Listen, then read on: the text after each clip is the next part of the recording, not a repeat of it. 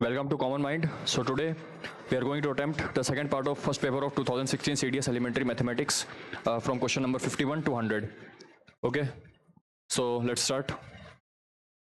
Here it says that suppose chords AB and CD of a circle intersect at a point P inside the circle. मतलब कि एक circle है हमारे पास और दो कॉर्ड्स हैं हमारे पास, कौन कौन से, AB and CD. They intersect at a point P inside the circle. तो हमें प्रॉपर्टी पता है सर्कल की कौन सी प्रॉपर्टी होती है. Whenever the chords intersect the property is basically P A into P B is equals to P C into P D. ये property होती है. हमसे कह रहा है two right angled triangles A dash P dash B dash and C dash Q dash and D dash are formed as shown in the figure below such that this is equal to this. अब देखिए P A की value हमको यहाँ पे A dash P dash रखी है, तो हम इस फॉर्मूले में इसको रिप्लेस कर देते हैं यहाँ पे, यानी कि A dash P dash multiplied by P. P B की वैल्यू क्या है, बी डैश पी डैश, तो B dash P dash is equal to P C की वैल्यू क्या है, सी डैश क्यू डैश, और पी डी की वैल्यू क्या है, डी डैश क्यू डैश. ठीक है, अभी हमसे बोला and angle A dash P dash B dash are 90 degree and angle C dash Q dash D dash are 90 degree. ठीक है, अब हमसे क्वेश्चन में क्या बोला, which of the following statements are not correct. ठीक है, हमसे बोला क्या कि ये दोनों ट्राइंगल सिमिलर हैं, ये दोनों ट्राइंगल सिमिलर हैं क्या. पहले हम चेक कर लेते हैं कि ये दोनों सिमिलर है कि नहीं. अच्छा, सिमिलर होने के लिए अगर हम आरएचएस कॉन्ग्रुएंसी की बात करें तो आरएचएस कॉन्ग्रुएंसी में एक तो 90 डिग्री है ही और उसके बाद उसके दोनों साइड्स प्रोपोर्शनल होने चाहिए. मतलब कहने का मतलब है कि A dash P dash upon C dash Q dash is equal to P dash B dash, है ना, P dash B dash upon Q dash D dash, ये होना चाहिए. लेकिन हमको इस फॉर्मूले से देख के लग रहा है कि हम यहाँ पे A dash P dash upon C dash Q dash तो कर लेंगे, लेकिन वो किसके बराबर आ रहा है, D dash Q dash upon B dash P dash. आना चाहिए था ये, लेकिन आ गया ये. ठीक है, तो ये गलत हो जाएगा, ये इस साइड में नहीं आना चाहिए, इसका बल्कि रेसिप्रोकल आना चाहिए ना, B dash P dash upon Q dash D dash, ये आना चाहिए, ये आना चाहिए ये, लेकिन आ गया ये, तो ये तो गलत है. तो पहला स्टेटमेंट हमारा जो कह रहा है कि सिमिलर ट्राइंगल्स हैं दोनों के दोनों, वो गलत है. ठीक है, दूसरा हमसे कह रहा है A dash P dash B dash and C dash Q dash D dash are congruent. अगर भैया ट्राइंगल सिमिलर ही नहीं है तो ट्राइंगल कॉन्ग्रुएंट कहाँ से हो जाएगा, है ना. देखो, all congruent triangles are similar but all similar triangles are not congruent, है ना. All congruent triangles are similar but all similar triangles are not congruent. ठीक है, और अब जब ट्राइंगल सिमिलर ही नहीं है तो कॉन्ग्रुएंट की तो बात ही नहीं उठती. ठीक है, तो दूसरा स्टेटमेंट तो गलत है. तीसरा हमसे कह रहा है कि A dash P dash B dash and C dash Q dash it are triangles of same area. अब इसको देख लेते हैं क्या ये दोनों सेम एरिया के ट्राइंगल्स हैं. इसका एरिया क्या हो जाएगा, हाफ इंटू बेस. बेस हो जाएगा आपका B dash P dash into height हो जाएगी क्या, ए डैश पी डैश. इसका क्या हो जाएगा, हाफ इंटू बेस हो जाएगा आपका D dash Q dash, height क्या हो जाएगा, सी डैश क्यू डैश. ठीक है, इसको देख लेते हैं. अगर मैं इन दोनों को डिवाइड करूं यहां से, अगर मैं A1 और A2 को डिवाइड करूं, A1 बाई A2, वो क्या हो जाएगा, हाफ से हाफ कैंसिल आउट हो जाएगा. B dash P dash upon D dash Q dash, B dash P dash upon Q dash D dash multiplied by A dash P dash upon C dash Q dash. हम देख सकते हैं कि ये वाली quantity इसके बराबर है ना.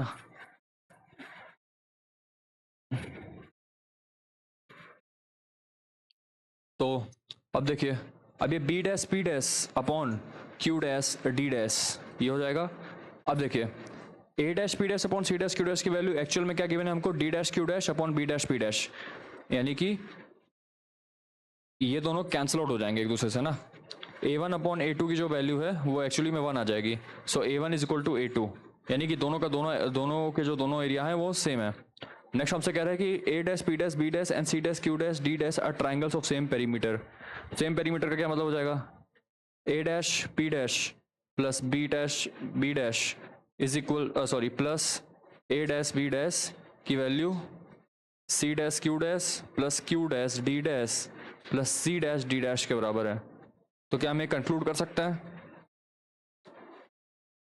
क्या हमें कंक्लूड कर सकते हैं इस बात को. देखिए क्यू डैश डी डैश की वैल्यू किसके बराबर है, डीपी, और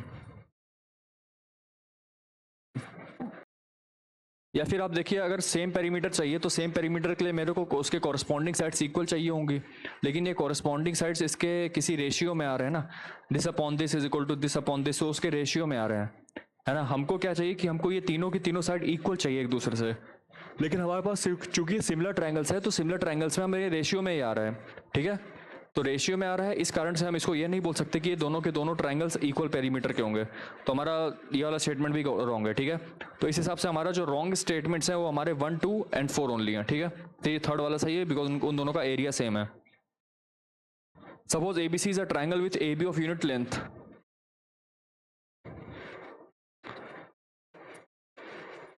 ABC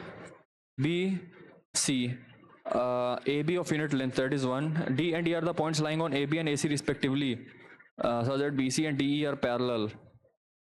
D and E are points lying on AB, ये हमारा D हो जाएगा, ये हमारा E हो जाएगा, such that BC and DE are parallel if the area of the triangle ABC is twice the area of triangle ADE. हमको पता है कि भाई triangle ADE and triangle ABC, triangle ABC ये दोनों के दोनों कैसे ट्राइंगल है, सिमिलर ट्राइंगल है, सिमिलर ट्राइंगल, ठीक है। क्यों ऐसा हम क्यों बोल रहे हैं, क्योंकि यहाँ पे ये दोनों के दोनों एंगल सेम है, ये दोनों के दोनों एंगल सेम है, ठीक है। उसके बाद ये पैरेलल है तो ये वाला एंगल इसके बराबर होगा, तो ए कॉन्ग्रुएंसी से हम बोल सकते हैं, ए कॉन्ग्रुएंसी से हम बोल सकते हैं कि ये दोनों के दोनों ट्रायंगल सिमिलर हैं।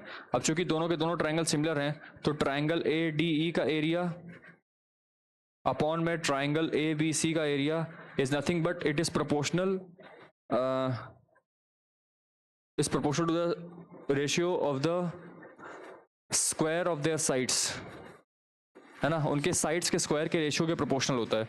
यानी कि अगर ये पूरा 1 है, इसको मैं x ले लेता हूँ तो ये कितना हो जाएगा 1 माइनस एक्स, तो बेसिकली AD का हो जाएगा आपका x अपॉन 1 का होल स्क्वायर, ठीक है, x अपॉन 1 का होल स्क्वायर। हमसे दे रखा है कि area of triangle ABC is twice the area of triangle ADE, यानी कि ये जो है बेसिकली ये नथिंग है तो इसका ट्वाइस है किसका, एरिया AD का, तो दोनों कैंसिल आउट होकर 1/2 आ जाएगा, 1/2 is equals to x square, so x की वैल्यू हो जाएगी आपकी कितनी 1/√2, x की वैल्यू हो जाएगी 1/√2, ठीक है। और वही हमसे क्या, हमसे लेंथ किसकी पूछा, AD की, AD को हमने x माना था, है ना, तो उसकी वैल्यू कितनी हो गई 1/√2 units. A rhombus is faced by joining the midpoints of the sides of a rectangle in a suitable order. ये हमारे पास रेक्टेंगल है, हमने इसके मिड पॉइंट्स को ज्वाइन किया ऐसे ऐसे ऐसे, ठीक है। हमने जब इसके मिड पॉइंट्स को ज्वाइन किया यहाँ से तो हमारे पास एक rhombus मिला।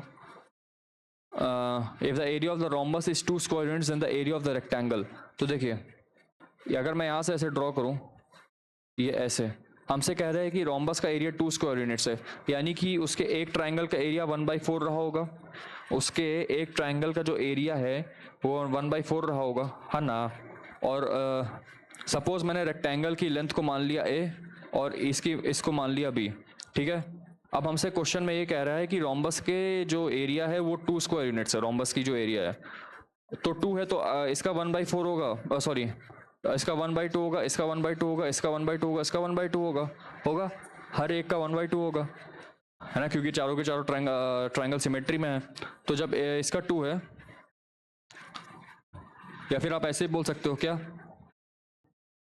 या फिर आप ऐसे बोल सकते हो कि जो रोम्बस ऑफ एरिया होता है वो nothing but it's half times product of its diagonals, यानी कि A इसकी लेंथ है A और इसकी लेंथ है B, तो A मल्टीप्लाइड बाई B का हाफ, ये होता है हमारा रोम्बस का area, and that is equals to nothing but it is given as 2, so AB is equal to 4, है ना, AB की वैल्यू 4 आ गई। और वही हमसे पूछा है कि एरिया ऑफ द रेक्टेंगल क्या, अब एरिया ऑफ द रेक्टेंगल क्या हो जाएगा, लेंथ इंटू ब्रेड्थ, यानी कि A into B, so AB is equal to nothing but 4 square units, ठीक है। Next, if each interior angle of a regular polygon is 140 degree and each interior angle का formula होता है n-2 into 180 degree upon n, इसकी value हमको दे रखी है 140 degree, the number of vertices of the polygon, यहाँ से कितना आ जाएगा n-2, ये काटा, ये हो जाएगा 7, ये हो जाएगा 9 इज इक्वल्स टू 7n तो 9n minus 18 is equal to 7n. So 2n is equals to 18, n is equals to 9. यानी टोटल हमारे पास कितने वर्टाइसेस हैं? Number of vertices of the polygon is equal to 9. ठीक है, नेक्स्ट वाले question पे आते हैं. 55th. Let the triangles A B C D F B such that. हमसे क्या बोला है? ट्राइंगल ए बी सी है और ट्राइंगल डी ई एफ है. Such that angle A B C is equal to angle D E F, angle A C B is equal to angle D F E. मतलब कहने का मतलब कि जो corresponding angles है वो दोनों के दोनों इक्वल हो जाएंगे. ठीक है, ये ऐसे इसका मतलब है. Let L be the mid point of B C and M be the mid point of E F. Let L be the midpoint of BC and M be the midpoint of BF.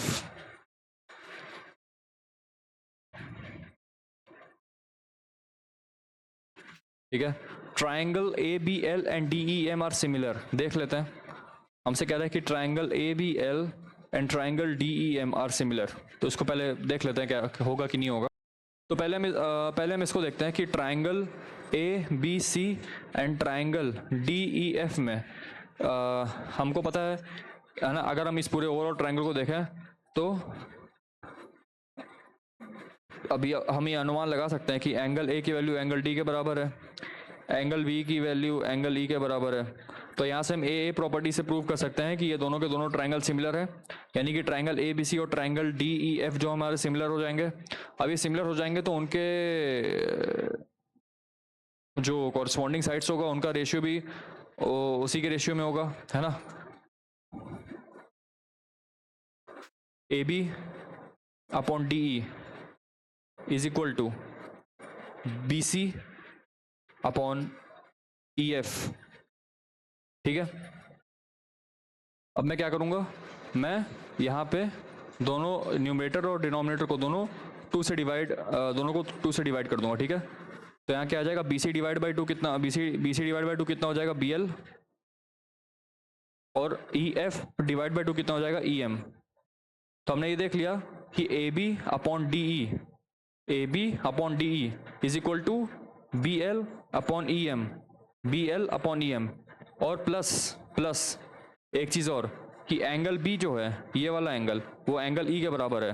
तो हम ये बोल सकते हैं कौन सी congruency हो गई, SAS, और ये A क्या है, included angle between these 2 sides. इन दोनों साइड के बीच का एंगल है ना, इन दोनों साइड के बीच का एंगल है. तो SAS कॉन्ग्रुएंसी से हमने प्रूव कर दिया कि ट्राइंगल ABC और ट्राइंगल DEM जो है दोनों के दोनों सिमिलर है. ठीक है, दूसरा हमसे कह रहा है कि triangle ALC is congruent to triangle DMF. Triangle ALC same उसी तरह लगा देंगे, ALC is congruent to triangle DMF even if AC is not equal to DF. अब देखिए हमसे पूछा यहाँ पे कॉन्ग्रुएंट के लिए तो भाई साइड्स को इक्वल होना पड़ता है. कॉन्ग्रुएंट तो एकदम जस्ट कॉपी होता है एक दूसरे डायग्राम का. अगर AC की वैल्यू DF के बराबर नहीं है तो कॉन्ग्रुएंट कैसे होगा, है? अगर AC की वैल्यू DF के बराबर नहीं है तो कॉन्ग्रुएंट कैसे होगा? तो हमारा दूसरा स्टेटमेंट गलत है. ठीक है, statement 1 is true but statement 2 is false. The number of rounds at a wheel of diameter this will make in traversing 4 kilometre. 4 kilometre मतलब हो जाएगा S, हमारा S हो गया, S कितना हो गया, हमको 4000 मीटर गिवन है.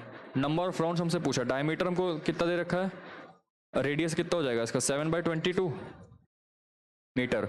हमसे बेसिकली क्या n पूछा है. तो फॉर्मूला हमको पता है S is equals to R into theta, या फिर मोर प्रिसाइसली कहें तो S is equals to R n theta. हमसे बेसिकली n की वैल्यू पूछा हुआ है और थीटा हमको पता है एक चक्कर में 2 पाई रिवॉल्यूशन, मतलब एक चक्कर में 2 पाई रेडियन घूमता है, तो n चक्कर में n इंटू 2 पाई रेडियन घूमेगा. तो 4000 is equal to 7/22 into n into 2 into 22/7. यही तो होगा फॉर्मूला, है ना. ये n हो गया, ये r हो गया, और ये थीटा हमको दे रखा है 2 पाई. तो 2 इंटू 22/7, 7 22 से 22 कैंसिल हो जाएगा, 2 से 2000. ठीक है, तो हमारा आंसर इसका क्या आ जाएगा, 2000. ठीक है, the base of N isosceles triangle is 300 units and each of its equal sides is 170 units. 300 units each of its equal sides is 170 units and the area of the triangle, area क्या करना है, इसको आधे में divide करना है, तो ये 150 हो जाएगा, ये 150 हो जाएगा, बस अब निकाल दीजिए। 2 into half into base into height, height कितनी हो जाएगी, under root 28900 under root 17 square minus under root 150 का स्क्वायर विच इज 22500, तो कितना हो जाएगा 0042, एक मिनट, 009 में से 4 गया 2, 8 में से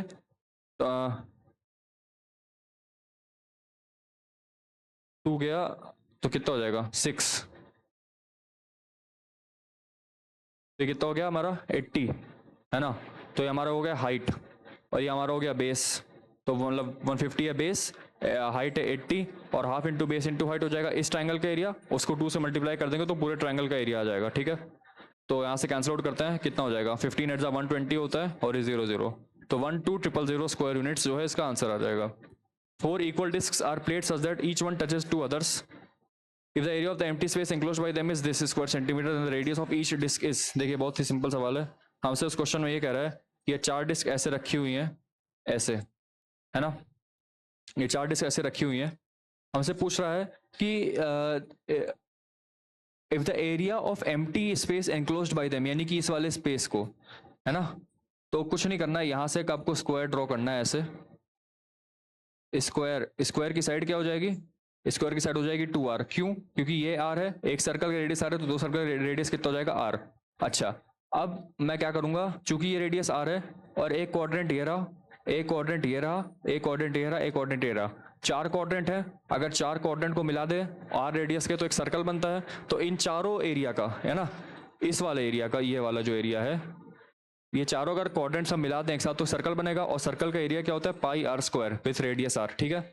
अच्छा, अब देखिए, अब इस पूरे स्क्वायर का एरिया कितना है, इस पूरे स्क्वायर का एरिया कितना है, स्क्वायर का एरिया है r स्क्वायर, और हमने जो निकाला है, सॉरी r स्क्वायर नहीं, 2r स्क्वायर यानी कि 4r स्क्वायर, ठीक है, 4r स्क्वायर, तो जो बची हुई स्पेस है उसकी कितनी हो जाएगी, बची हुई स्पेस ये वाली जो है वो कितनी हो जाएगी, वो हो जाएगी आपकी 4r स्क्वायर माइनस पाई r स्क्वायर, यानी कि r स्क्वायर मतलब 4r स्क्वायर माइनस पाई r स्क्वायर, ये हो जाएगी बची हुई। अब बची हुई कि हमको 150/847 दे रखी है, यानी कि r square into 4 minus pi, इसकी वैल्यू हमको दे रखी है 150/847, ठीक है। तो अब इसको सॉल्व करते हैं, r square 4 minus 22/7 is equals to 150/847, ठीक है। तो r square 6/7 is equals to 150/847, 7 से कैंसिल हो जाएगा तो ये आ जाएगा, r स्क्वायर की वैल्यू कितनी आ जाएगी 6, ये हो जाएगा 25, तो 25/121 जो है r स्क्वायर की वैल्यू है, तो r की वैल्यू कितनी हो जाएगी, जो कि रेडियस है हमारा, वो हो जाएगा 5/11, ठीक है।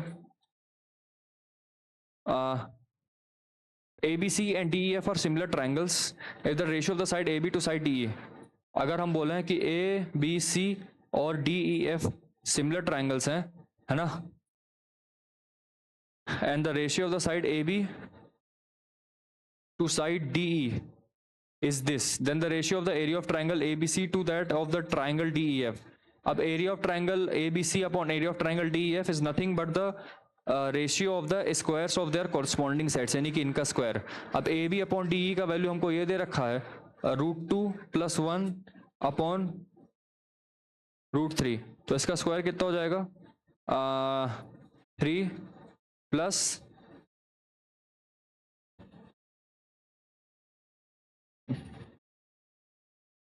एक मिनट, कितना हो जाएगा 3 + 2√2 अपॉन 3, ठीक है। अब इसको रैशनलाइज यदि करें, अब देखिए इस फॉर्म में तो आंसर मुझे ना इसमें दिख रहा है, बाकी हम इन तीनों में देखते हैं, अगर मैं इसको रैशनलाइज कर दूं 3 - 2√2 से 3 - 2√2 से, तो कितना हो जाएगा a² - b² यानी कि 9 - 8 ऊपर आ जाएगा 1, और नीचे क्या आ जाएगा 9 - 6√2, यानी कि 1:9 - 6√2, ऑप्शन नंबर सी।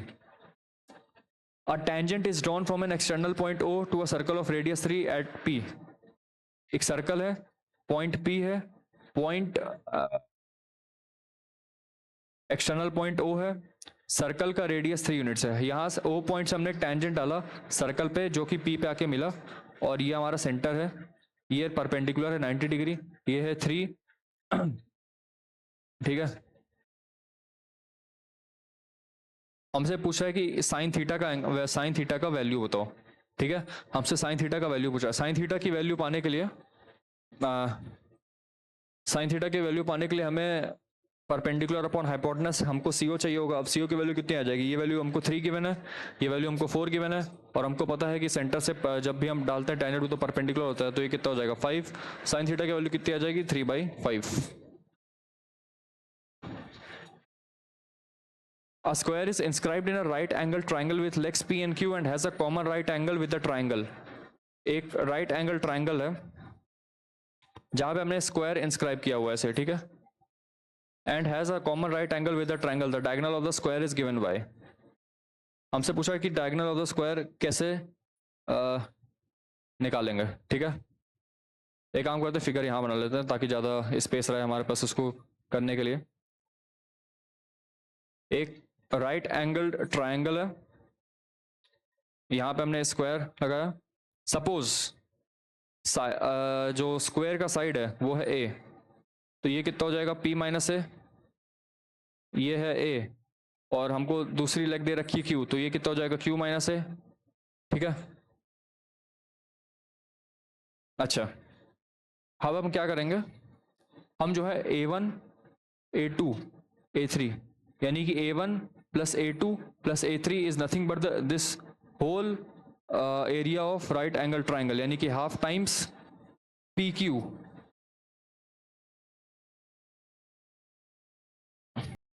ठीक है। तो A1 की वैल्यू कितनी आ जाएगी, half into P minus A into A, plus A2 की वैल्यू हो जाएगी A स्क्वायर, प्लस A3 की वैल्यू कितनी हो जाएगी half into base into Q minus A into A, given as half PQ, ठीक है।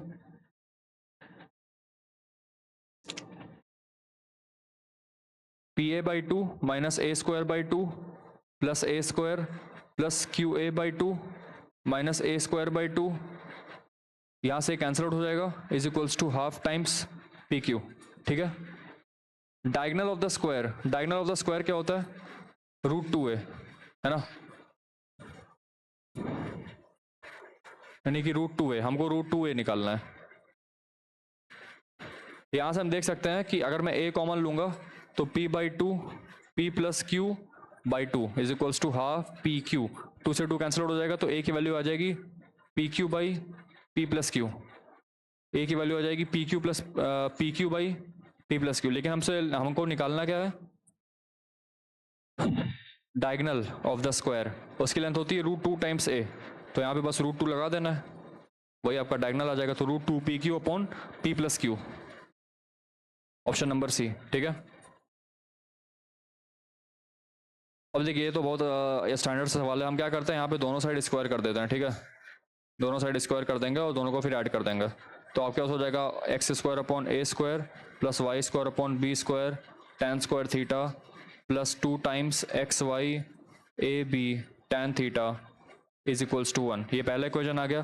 दूसरा इक्वेशन हमारे पास क्या आता है, x square upon A square tan square theta plus y square upon B square plus 2XY AB tan theta is equals to 1। जब दोनों को आप सब्ट्रैक्ट करेंगे तो यहाँ से ये कैंसिल आउट हो जाएगा, ठीक है, या फिर आप बेसिकली दोनों को ऐड ही कर दो, या माइनस होगा ना, सॉरी माइनस होगा। जब दोनों को आप ऐड करोगे तो x square upon A square 1 plus tan square theta क्या बन जाएगा sec स्क्वायर थीटा, यानी कि x square upon A square sec square theta plus y square upon B square 1 plus tan square theta is also sec square theta is equal to 2। तो यहाँ से आपके पास आ जाएगा sec स्क्वायर थीटा कॉमन लेंगे, x square upon A square plus y square upon B square की value 2 दे रखी है, लेकिन हमसे क्वेश्चन में पूछा है x square upon A square plus y square upon B square की वैल्यू, तो क्या हो जाएगी 2 अपॉन sec स्क्वायर थीटा, यानी कि 2 cos स्क्वायर थीटा, ठीक है।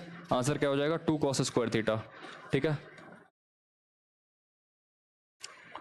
कंसिडर द फॉलोइंग, अब देखिए इसको रैशनलाइज कर देते हैं, तो ऊपर आ जाएगा आपका 1 माइनस कॉस थीटा का होल स्क्वायर और नीचे आ जाएगा आपका साइन स्क्वायर थीटा, पहले वाले की बात कर रहा हूँ, तो ये कितना हो जाएगा 1 minus cos theta upon sine theta. 1 upon sine theta आपका होता है cosec theta, minus cos theta by sine theta कितना हो जाएगा कॉट थीटा। तो cosec theta minus cot theta, पहला स्टेटमेंट हमारा सही है, दूसरा भी देख ही लेते हैं।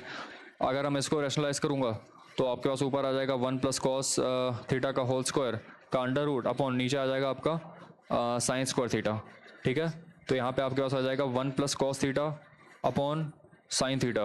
1 अपॉन साइन थीटा होता है कोसेक थीटा और cos theta upon sine theta होता है cot theta, which is equal to cosec theta plus cot theta. ठीक है, तो हमारा दूसरा स्टेटमेंट भी सही है, तो बोथ 1 and 2 आर करेक्ट।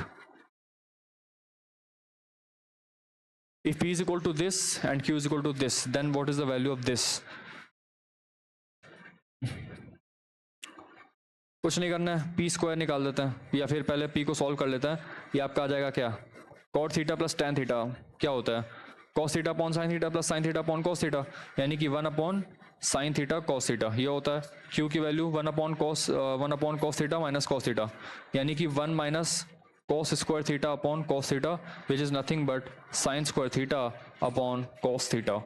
ठीक है, p square q, p square का मतलब हो जाएगा 1 upon sine square theta cos square theta multiplied by q, कितना दिया हमको sine square theta upon cos theta, minus में इसकी होल की power 2/3 minus q square p, यानी कि साइन की power 4 theta upon cos square theta, है ना, cos square theta into 1 upon sine theta cos theta whole की पावर 2/3। तो sine square theta cancel out हो जाएगा,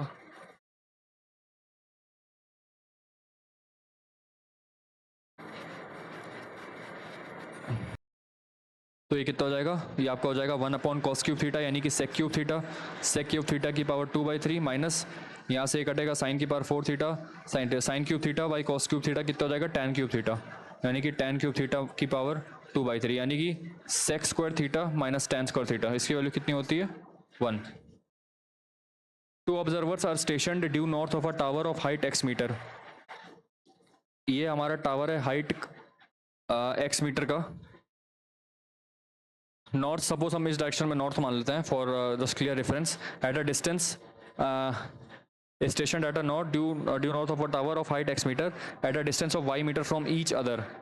ठीक है, the angles of elevation of the tower observe by them are 30 degree and 45 degree respectively.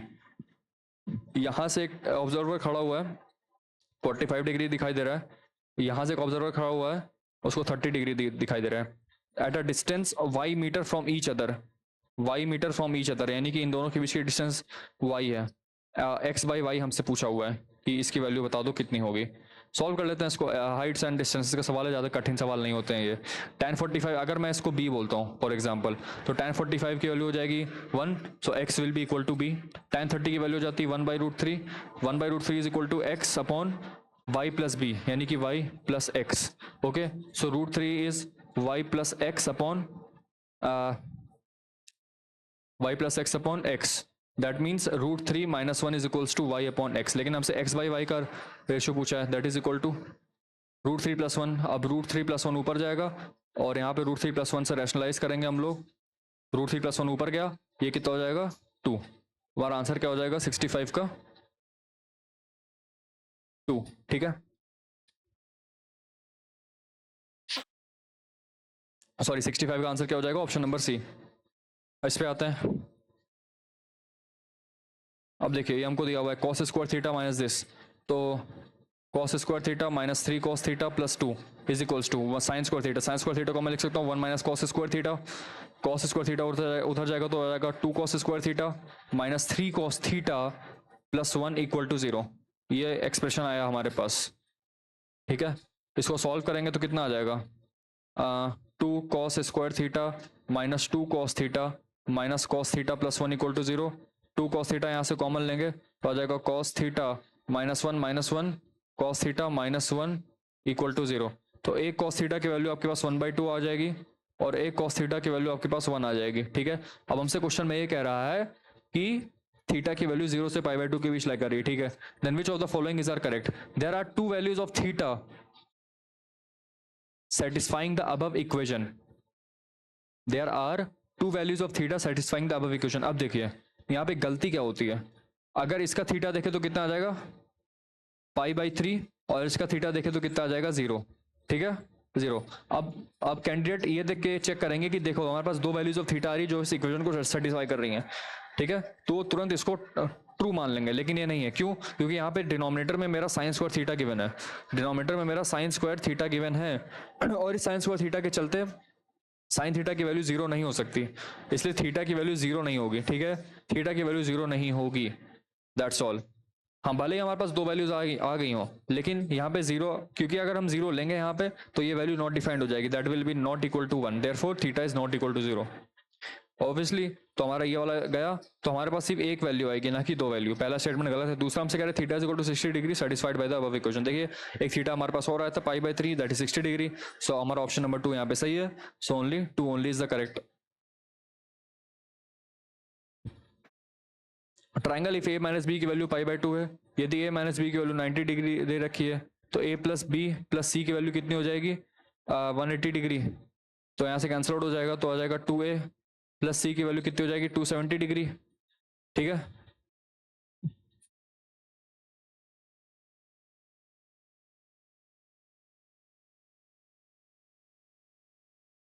है ना, या फिर आप ऐसे भी देख सकते हो a की वैल्यू 90 प्लस बी है तो 90 प्लस बी यहाँ पे रख दोगे तो 90 plus 2b plus C is equal to 180, है ना। अरे मतलब इसका मतलब ये है कि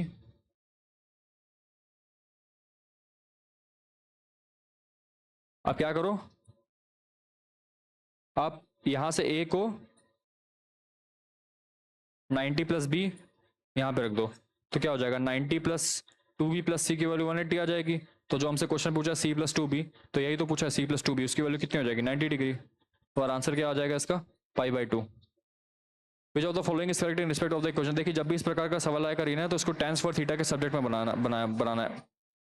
बनाना है, ठीक है। तो यहाँ से आपके पास आ जाएगा 3 minus tan square theta is equals to alpha minus 3 alpha tan square theta. तो यहाँ से आपके पास आएगा तो tan स्क्वायर थीटा आ जाएगा 3 अल्फा माइनस 1, इसकी वैल्यू आ जाएगी अल्फा माइनस 3, सो tan स्क्वायर थीटा की वैल्यू आ जाएगी alpha minus 3 upon 3 alpha minus 1, ठीक है। तो हमको पता है कि tan स्क्वायर थीटा की value,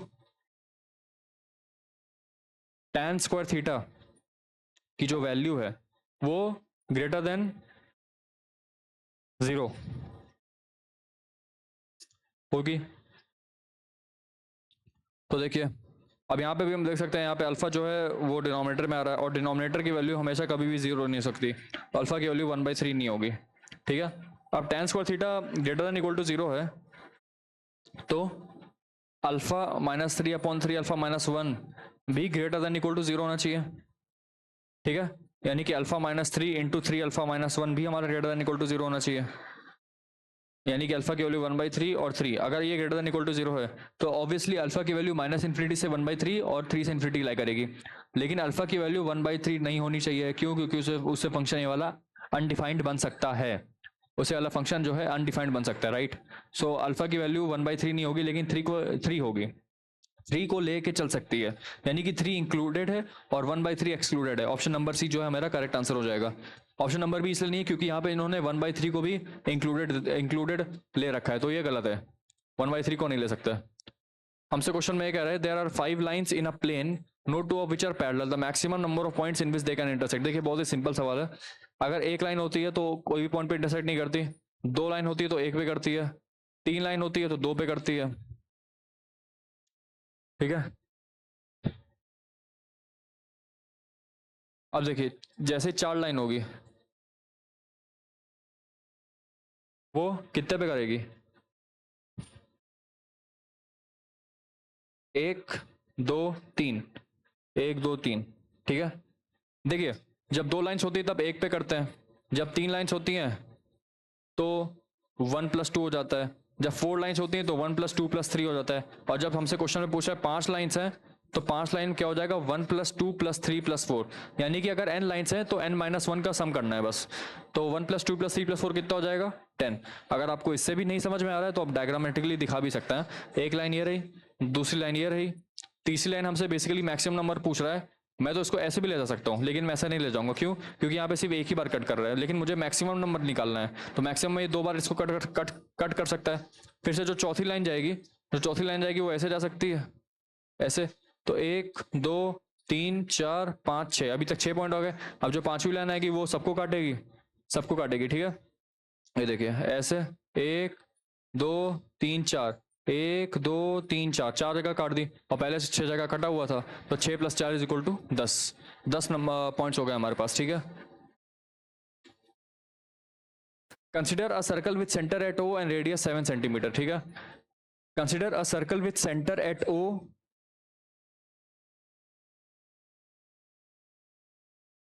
and radius 7 centimetre. Let Q R be the chord of length 2 centimetre. हमारे पास क्यू आर आ गई, और ओ है, O Q. Let P be the mid point of Q R, and let CD be another chord of the circle passing through P such that angle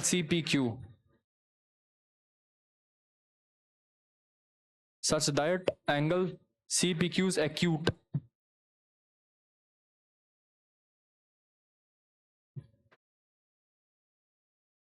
suppose ये है ना angle, अच्छा angle CPQ बोल रहा है, sorry एक minute, इसको फिर से इसको अच्छे से बनाते हैं, ठीक है। यहाँ पे बना देते हैं, कोई दिक्कत वाली बात नहीं है। हमारे पास एक सर्कल है, इस सर्कल में बोल रहा है कि सेंटर O है, लेट क्यू आर रेडियस 7 है, let Q R be a chord of length 2 centimetre. Q R हमारे पास एक कॉर्ड है जिसकी लेंथ है 2 centimetre. P be the mid point of Q R, let C D be another chord of the circle passing through P such that angle CPQ। Suppose ये angle यहाँ पे है ना, एंगल CPQ जो हमारा एक एक्यूट एंगल बन रहा है, ये है O। If M is the mid point of CD and MP,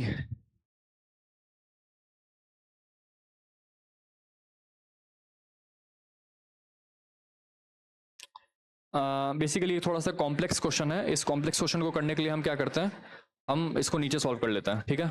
ये थोड़ा सा इसको डायग्रामेटिकली हम यहाँ बड़ा नहीं दिखा सकते, इसको बड़ा दिखा के हम इसको यहाँ पे सॉल्व करेंगे, ठीक है।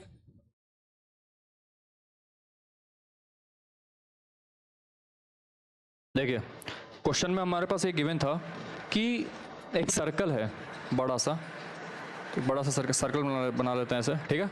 ये बड़ा सा सर्कल है मेरे पास जिसका क्या सेंटर O पे है, ठीक है। ये रहा सेंटर O, रेडियस 7 है, ठीक है। Let Q R be a chord of length 2 centimetre. हमने क्या बोला कि हमारे पास एक लेंथ है, मतलब एक कॉर्ड है जिसकी लेंथ है 2 सेंटीमीटर की। तो मैं यहाँ से यदि परपेंडिकुलर इस पर ड्रॉप करूंगा तो ये 1 1 हो जाएगा, 1 और 1 हो जाएगा, ठीक है। अच्छा, let P be the mid point of Q R, ये हमारा मिड पॉइंट हो जाएगा, है ना, ये हमारा मिड पॉइंट हो जाएगा P। अच्छा, let C D be another chord of this circle, let C D be the another chord of this circle passing through P से पास कर रहा है, such that angle CPQ is acute.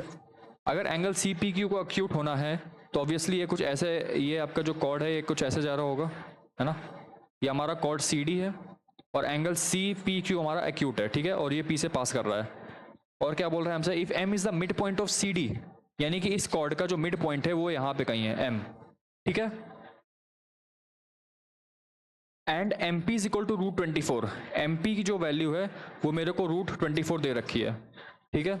Then which of the following statements is are correct. पहला statement हमसे ये बोलता है कि एंगल QPD, जो एंगल मेरा QPD है वो 135 डिग्री है, तो उसको देख लेते हैं। अच्छा, क्वेश्चन में हमें क्या क्या गिवन है, हमें गिवन है रेडियस, MP की वैल्यू √24 गिवन है, रेडियस हमको गिवन है कितना 7, और QR का जो कॉर्ड है वो हमारा 2 सेंटीमीटर है, ठीक है। तो QP हमारा 1 सेंटीमीटर हो जाएगा। अच्छा, पहले हम देखते हैं कि एंगल QPD 135 है कि नहीं। यहाँ से जब हम इस पर ड्रॉप करेंगे परपेंडिकुलर ऐसे, तो ये भी 90 डिग्री हो जाएगा, और ये तो हमारा 90 डिग्री है ही पहले से, है ना, ठीक है। अच्छा, अब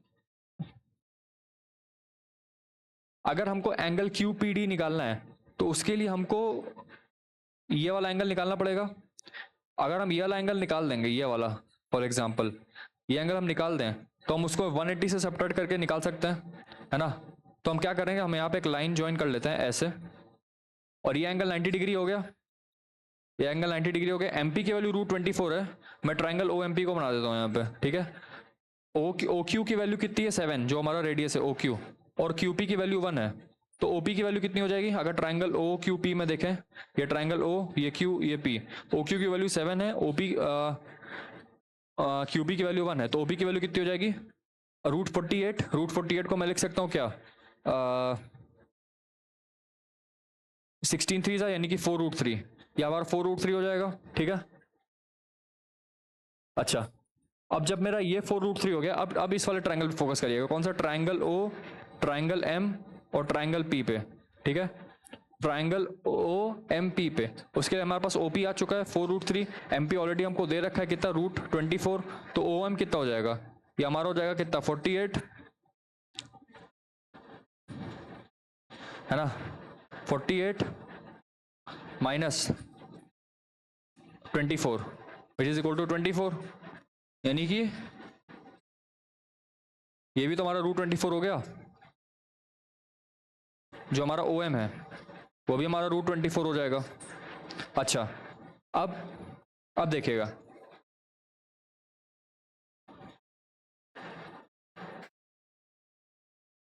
अगर इस वाले एंगल को मैं थीटा बोलता हूं, तो कॉस थीटा क्या हो जाएगा? PM upon OP. पीएम की वैल्यू मुझे दे रखी है कितनी, √24, ओपी की वैल्यू अभी मैंने निकाली 4√3, तो कितना हो जाएगा ये? हाँ, ये आपका हो जाएगा 2√6 अपॉन 4√3, ये कैंसिल हो जाएगा 2, और यहाँ पे √3 से √3 ये कैंसिल हो जाएगा, तो मेरे पास क्या बचेगा? सिर्फ 1/√2। कॉस थीटा की वैल्यू 1/√2 है, तो थीटा की वैल्यू कितनी आ जाएगी? 45।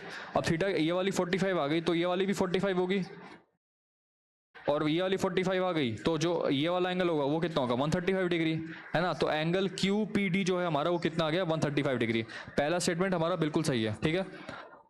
दूसरा स्टेटमेंट हमसे ये कहता है, दूसरा स्टेटमेंट हमसे ये कह रहा है कि if C P is equal to M centimetre, C P की वैल्यू यदि एम सेंटीमीटर है, एम सेंटीमीटर है, और पी डी की वैल्यू एन सेंटीमीटर है, पी डी की जो वैल्यू है वो एन सेंटीमीटर है, ठीक है।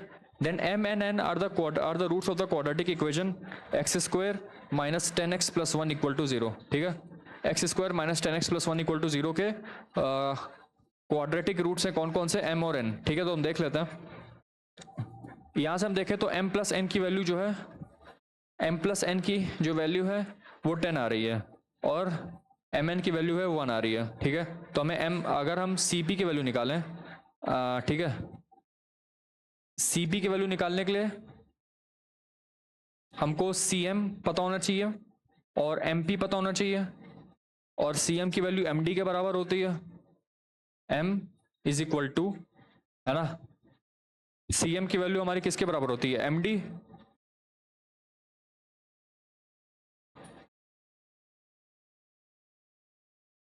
स्मॉल m की वैल्यू क्या हो जाएगी फिर हमारे पास? cm प्लस mp की वैल्यू कितनी है?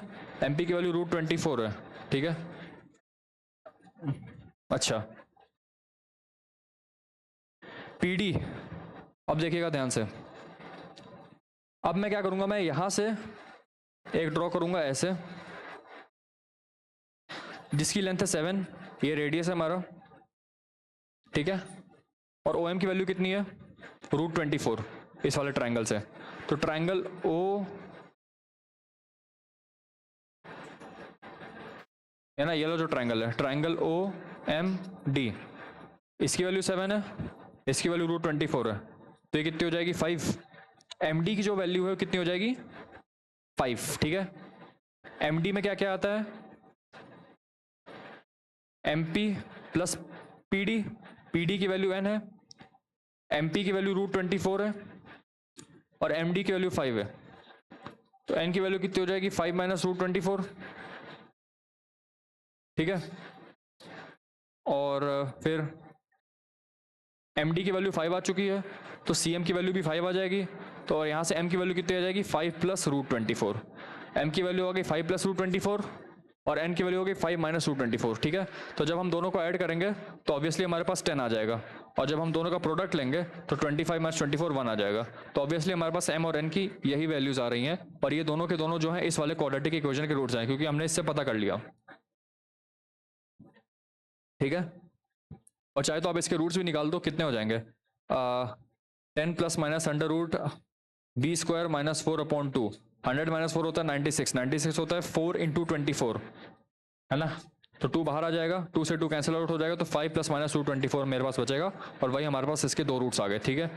और तीसरा स्टेटमेंट हमसे बोल रहा है कि ट्राइंगल OPR, ट्राइंगल OPR, है ना, ट्राइंगल OPR, ये जो हमने ट्राइंगल बनाया ट्राइंगल OPR और ट्राइंगल OMP, इन दोनों के एरिया का रेशियो हमको गिवन है 1/2√2। तो हमको चेक करना है कि क्या ये सही है, कि क्या ये सही है कि नहीं। अब देखिए ट्राइंगल OMP, ट्राइंगल OMP हमने बना दिया, इसका एरिया कितना हो जाएगा, half into base into height, यानी कि 24 यानी कि 12, यानी कि ट्राइंगल OMP का एरिया कितना हो जाएगा मेरा 12, और ट्राइंगल OPR का एरिया कितना हो जाएगा, ट्राइंगल OPR इसका रेशियो कितना हो जाएगा, हाफ इंटू PR, PR की वैल्यू है 1 और OP की वैल्यू कितनी, OP की वैल्यू कितनी है 4√3, तो 4√3 तो 2√3, ऊपर आएगा 2√3 और नीचे आएगा 12, तो क्या ये 1/2√2 के बराबर आ रहा है, देख लेते हैं इसको, √3/√3 √2 √3, ये हो जाएगा, √3 से √3 कैंसिल हो जाएगा, तो 1/2√3 आ रहा है इसका आंसर, ना कि 1/2√2, यहाँ √2 की जगह √3 होगा आंसर, ठीक है। तो 1/2√3 जो है मेरा रेशियो आ रहा है, तो तीसरा स्टेटमेंट हमारा गलत है, लेकिन पहले के 2 स्टेटमेंट हमारे टोटली सही है, ठीक है। तो एंगल QPT मेरा 135 आ गया था, CP की वैल्यू M है, PD की वैल्यू N है, तो 5 प्लस माइनस रूट 24 जो है मेरा M और N आया था, और ये दोनों इसके रूट से, तो हमारा दूसरा स्टेटमेंट भी सही है। तीसरा स्टेटमेंट में हमारा 1/2√2 की जगह 1/2√3 आया था, ठीक है, तो ये था आंसर, तो तीसरा स्टेटमेंट हमारा रॉन्ग है, तो हमारा करेक्ट क्या है 1 and 2 ओनली, ठीक है। नेक्स्ट पे आते हैं, let ABC be a triangle in which AB is equal to AC, कहने का मतलब है कि एक आइसोसेलेस ट्राइंगल है, ठीक है, एक ये आइसोसेलेस ट्राइंगल है। Let L be the locus of points x as inside or on the triangle such that bx equal to cx, कहने का मतलब है कि ये इक्वल टू है, और ये तभी पॉसिबल हो सकता है जब हमारा AC ये क्या हो, एक एंगुलर बाइसेक्टर हो, क्या हो, एंगुलर बाइसेक्टर, ठीक है। L is a straight line, हमसे पूछ रहा है कि लोकस बताओ क्या है ये, इसका क्या लोकस बन सकता है, ये जो लाइन L है मेरी, ठीक है, इसका क्या, let L is a straight line passing through A, बिल्कुल सही, and incentre of triangle ABC is on L, बिल्कुल सही। हमारा चूंकि हमको पता है कि एंगुलर बाइसेक्टर है, और एंगुलर बाइसेक्टर्स का जो इंटरसेक्शन होता है वहां पे हम इन सेंटर पाते हैं, और इन सेंटर जो है एंगुलर बाइसेक्टर की लाइन पे ही होता है, ठीक है। तो पहला स्टेटमेंट हमारा सही है। दूसरा हमसे कह रहे हैं कि L is a straight line of passing through A and ortho centre of the triangle ABC is on the point L, ये भी बिल्कुल सही स्टेटमेंट है, हमारा दूसरा भी सही है। तीसरा हमसे कह रहा है कि centroid of the triangle is a point on L, ये भी हमारा बिल्कुल सही है ना। आपको एक फैक्चुअल स्टेटमेंट याद रखना है कि आइसोसेलेस ट्राइंगल में एक ही लाइन पे हमारे क्या क्या लाई करते हैं, सेंट्रॉइड, सेंट्रॉइड, ऑर्थो सेंटर और इन सेंटर, ठीक है। और इक्विलेटरल ट्राइंगल में वो सारे के सारे पॉइंट्स एक ही जगह कोइंसाइड करते हैं, है ना। लाइन तो लाइन पे एक ही लाइन पे रहते हैं और एक ही जगह कोइंसाइड करते हैं, वो इक्विलेटरल ट्राइंगल में होता है, लेकिन आइसोसेलेस ट्राइंगल के केस में वो एक लाइन पे होते हैं, ठीक है। तो हमारा यहाँ पे फर्स्ट सेकंड थर्ड तीनों के तीनों सही हो जाएंगे। हमसे क्वेश्चन में कह रहा है कि consider circle with centre at C, है ना। हमारे पास एक सर्कल है जिसका सेंटर C है, ठीक है।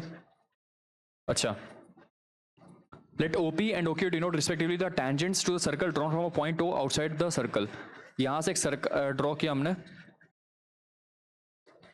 tangents, pair of tangents, ठीक है। ये हमारा पॉइंट P है, ये हमारा पॉइंट Q है, ये हमारा पॉइंट C है, ये हमारा पॉइंट O है।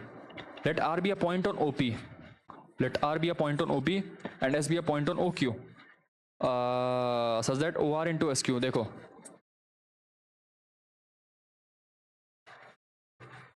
ध्यान से देखना, ठीक है।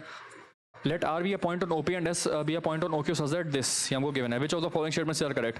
हमसे पूछा X is a circle with center at O and radius OR, Y is a circle with center at O and radius OS, then X equal to Y। X equal to Y का मतलब होता है कि circle एकदम एक दूसरे के ऊपर कोइंसाइड कर रहे हैं, बिल्कुल इक्वल रेडियस के हैं, इक्वल सेंटर है, तो सेंटर तो दोनों का सेम है, सेंटर O। अब हमको ये प्रूव करना है, अगर X equal to Y है तो हमको ये प्रूव करना पड़ेगा कि OS की वैल्यू OR के बराबर है, ठीक है। हमको प्रूव करना है कि भाई OS की वैल्यू OR के बराबर है। अब उसके लिए हमको प्रूव करना पड़ेगा कि OP की वैल्यू जो है वो OQ के बराबर है, और उसके बाद हमको ये प्रूव करना है कि PR की वैल्यू PQ के बराबर है, तभी हम ये प्रूव कर पाएंगे कि इसके बराबर है, ठीक है। तो अब हम ये कैसे प्रूफ करेंगे? हमको यहाँ पे दे रखा है ये चीज़, तो हम इसकी वजह से प्रूफ करेंगे कैसे? इसको आप लिखो O R upon R P, O R upon R P is equals to O S upon S Q, ठीक है ना, O S upon S Q. अब मैं क्या करूंगा, मैं दोनों साइड 1 ऐड कर दूंगा, दोनों साइड 1 ऐड कर देता हूँ। मैंने तो जैसे दोनों साइड 1 ऐड किया तो मेरे को आया कि O R plus R P upon R P is equals to O S plus S Q, O S plus S Q upon S Q. अब O R plus R P की value कितनी हो जाएगी? ओ पी है ना, O P upon R P is equals to O S plus S Q की value हो जाएगी O Q upon S Q, O Q upon S Q, ठीक है। अच्छा, अब OP की वैल्यू OQ के बराबर है, क्यों? क्योंकि किसी भी एक्सटर्नल पॉइंट से यदि हम टेंजेंट ड्रॉ करते हैं सर्कल्स पे तो इक्वल होते हैं, ये प्रॉपर्टी हमको पता ही है। अच्छा, हम यहाँ से उनके सिमिलरिटी ऑफ ट्रायंगल से कॉन्ग्रुएंसी ऑफ ट्रायंगल से प्रूव भी कर सकते हैं, ठीक है। तो OP की वैल्यू OQ के बराबर है, कैंसिल हो जाएगा, तो RP की जो वैल्यू है वो SQ के बराबर आ जाएगी, यानी कि जो RP है उसकी वैल्यू SQ के बराबर आ जाएगी, आ जाएगी। RP को मैं क्या लिख सकता हूँ? OP माइनस RQ, SQ को मैं क्या लिख सकता हूँ? OQ minus SO।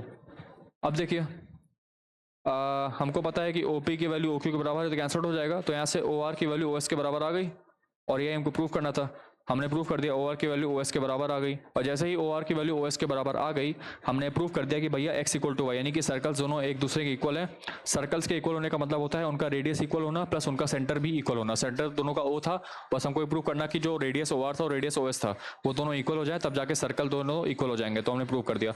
हमसे पूछा angle POC plus angle QC के लिए 90 डिग्री है, ठीक है, देख लेते हैं। अच्छा, अब जो ये एंगल 90 डिग्री होता है, ये एंगल 90 डिग्री होता है, तो बचा हुआ ये वाला एंगल और ये वाला एंगल, यानी कि angle C plus angle O 180 degree होगा।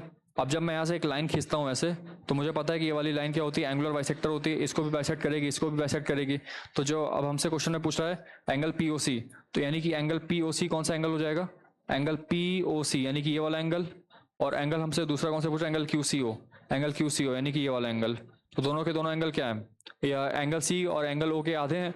एंगल C का आधा करोगे, सपोज मैं पूरे इक्वेशन को 2 से डिवाइड कर दूं, तो angle C/2 plus angle O/2 इसकी वैल्यू 90 डिग्री आ जाएगी, ठीक है, इसकी वैल्यू 90 डिग्री आ जाएगी। एंगल C/2 क्या है? एंगल C/2 यानी कि एंगल C का आधा क्या हो जाएगा? एंगल OCQ प्लस एंगल, ये कौन सा है? एक मिनट, हाँ एंगल O है ना, सॉरी, तो एंगल O/2 क्या हो जाएगा? Angle POC it is equal to angle POC, और इन्हीं दोनों का सम कितना है मेरा? 90 डिग्री, ठीक है। एंगल OCQ फिर angle QCO plus angle POC की वैल्यू कितनी है? 90 डिग्री। तो हमारा दोनों के दोनों स्टेटमेंट यहाँ पे करेक्ट है। नेक्स्ट वाले पे आता है, हमसे बोल रहा है MN are distinct natural numbers and which of the following is are integers. अब देखिए इसको मैं सॉल्व करूंगा तो मेरे पास आएगा m² plus n² upon mn, तो ये गारंटी नहीं करता कि ये इंटीजर है। इसको मैं फर्दर यदि लिखूं m प्लस n का whole square minus 2 times mn upon mn, तो यहाँ से तो कैंसिल आउट हो जाएगा, लेकिन यहाँ पे नहीं आएगा, तो हमारे पास ये श्योरिटी नहीं है कि ये इंटीजर होगा कि नहीं। दूसरे में यदि बात करें तो क्या हो जाएगा? m² प्लस n² यहाँ से कैंसिल आउट हो जाएगा और mn यहाँ से कैंसिल आउट हो जाएगा। कहने का मतलब है कि आपके पास कुछ ऐसा आएगा m² plus n² upon mn into 1 upon m² plus n², ये कैंसिल आउट, ये कैंसिल आउट, टोटल हमारे पास ये। जब भी आप कोई भी वैल्यू यहाँ पे रखोगे आंसर हमेशा 1 ही आने वाला है, कोई भी वैल्यू आप रख दो आंसर हमेशा 1 आने वाला है, नॉट इक्वल टू 0। दूसरा हमसे ये बोल रहा है, अब ये तो देख के लग रहा है ये क्या है?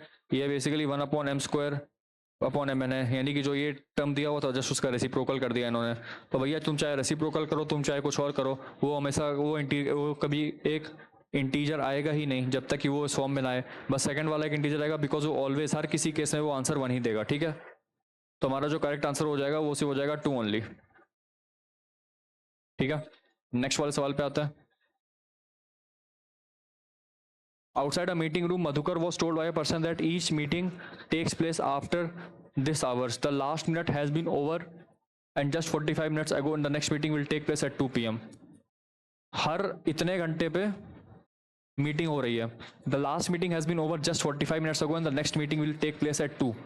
जब नेक्स्ट मीटिंग 2 मिनट्स जब नेक्स्ट मीटिंग 2 बजे होगी तो 4 3 12 3.25 मिनट्स, यानी कि 3 आवर्स 15 मिनट्स पहले मीटिंग हो चुकी है, तो 3 आवर्स मतलब कि क्या, 11:15 पे या फिर हम कहें 10:40, सॉरी ये कितना होगा, 3:15 होगा ना, 3.25 आवर्स है ना, 3.25 आवर्स यानी कि 3 आवर्स 15 मिनट्स पहले, 3 आवर्स 15 मिनट्स पहले। 25 को जब आप 60 से डिवाइड करिएगा तो कितना आ जाएगा,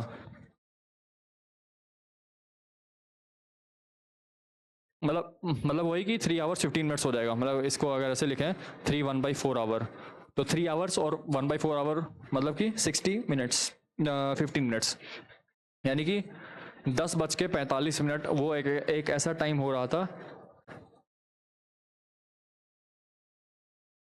जब पिछली मीटिंग हुई थी।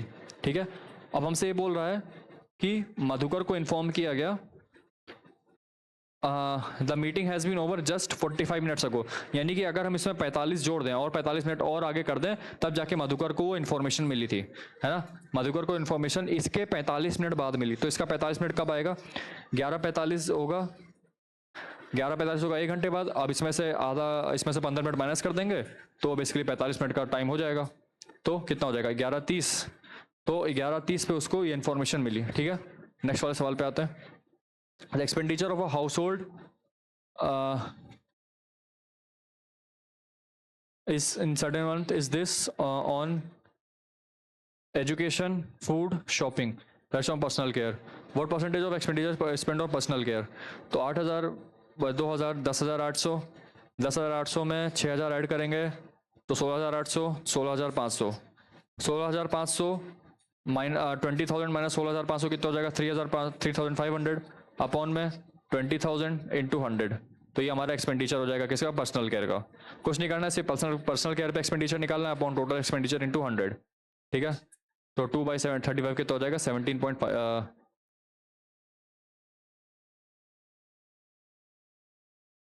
सॉरी ये 3,300 होगा ना, 33, तो 33/2% 16.5% जो है खर्च हुआ किस पे, पर्सनल केयर पे। अगर अब देखिए ये स्टैंडर्ड सवाल है, फिर से वही सेम सवाल आ गया। अब देखिए यहाँ पे 3 है, तो मुझे यहाँ पे 61 को 19 इंटू 3 के फॉर्म में लिखना पड़ेगा। 19 इंटू 3 कितना होता है, 57 प्लस 4 61 19। तो जब आप इसको अलग अलग करोगे तो ये बेसिकली इस फॉर्म में आएगा 3/4 प्लस 19, तो 3 से 3 मैच हो गया। अभी ये वाली जो क्वांटिटी लिखी है वो 4/19 के बराबर है। ठीक है, अगर मैं इस वाली क्वांटिटी को बोलता हूँ टी, इस वाली क्वांटिटी को बोलता हूँ टी, तो टी की वैल्यू कितनी हो जाएगी, 19/4, which is equal to x plus 1/y plus 1/z। ठीक है, अच्छा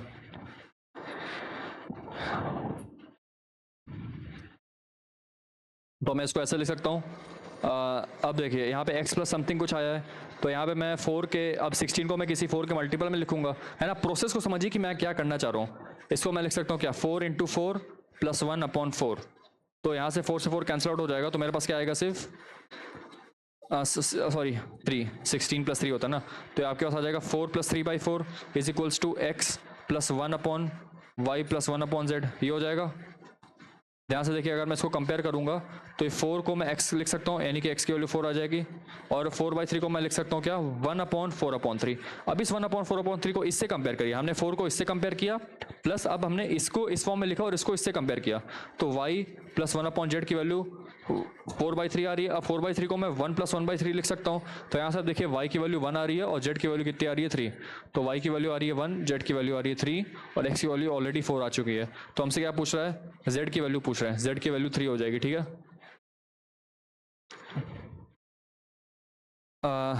a circular path is made from 2 concentric circular rings in such a way that the smaller ring, when allowed to roll over the circumference of the bigger ring, it takes 3 full revolutions. Then the area of the pathway is equal to n times the area of the smaller ring. A smaller ring, when allowed to roll over the circumference of the bigger ring, it takes 3 full revolutions. यानी कि उसको पूरा cover करने में उसको कितने revolutions लगे, 3 full revolutions. और s कितना था, वो बेसिकली बड़ा वाला डायमीटर, r कितना था मेरा छोटे वाला रेडियस r1, थीटा उसको कितना लगा, 3 फुल रिवॉल्यूशंस, सो 3 इंटू 2 पाई, तो 2 पाई कैंसल आउट हो जाएगा, R1 की वैल्यू हो जाएगी R/3, यानी कि smaller radius is equals to bigger radius by 3। हमसे बोल रहा है कि area of the pathway is equal to n times. अब पाथवे क्या होता है? पाथवे होता है छोटा वाला सर्कल और बड़े वाले सर्कल के बीच का एरिया, इसको पाथवे कहते हैं। तो बीच का एरिया कैसे निकालते हैं? बड़े वाले सर्कल का स्क्वायर माइनस छोटे वाले सर्कल का square. So that is equal to pi R square की वैल्यू हो जाएगी ये, और माइनस ये कितना हो जाएगा? R²/9, that is equal to 8R² into pi. ठीक है, हमसे बोला n times the area of the smaller ring. तो अगर ठीक है, तो R² की वैल्यू कितनी हो जाएगी? 9R², तो R² की वैल्यू कितनी हो जाएगी? 9R²। ठीक है,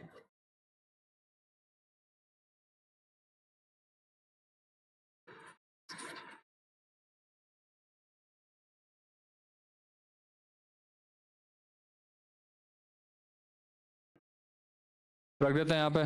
तो 8 9R² अपॉन 9 इंटू पाई, 9 से 9 कट जाएगा। तो फाइनली मेरे पास आंसर क्या आ रहा है? 8 इंटू पाई R²। हमसे बोला है n times the area of the smaller ring. Area of the smaller ring क्या है? पाई R²। n टाइम्स कितना हो जाएगा? 8 टाइम्स। तो हमारा आंसर क्या हो जाएगा? 8।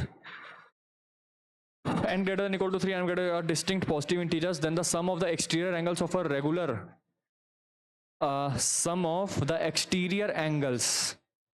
of a regular polygon of m sides is different from the sum of the exterior angles of a regular polygon of n sides। क्या ये करेक्ट है? देखिए n greater than equal to 3, m greater than equal to 3 दे रखा है। सम of exterior angles हमेशा 360 degree होता है। ठीक है, जो एक्सटीरियर एंगल होता है हमारा वो होता है 360 डिग्री बाई n। ठीक है, ये होता है ईच एक्सटीरियर एंगल का फॉर्मूला। अगर मैं इसको नंबर ऑफ n साइड से मल्टीप्लाई कर दूं तो हमेशा 360 डिग्री आएगा। अब वो चाहे n हो या चाहे m हो, हमेशा जो सम ऑफ द एक्सटीरियर एंगल्स आता है रेगुलर पॉलीगॉन का, वो किसी भी साइड के लिए, आप चाहे ऑक्टागन लो, डेकागन लो, pentagon, hexagon, heptagon, square, triangle, कुछ भी ले लो, उसके लिए हमेशा 360 डिग्री ही आता है आपका एक्सटीरियर एंगल। ठीक है,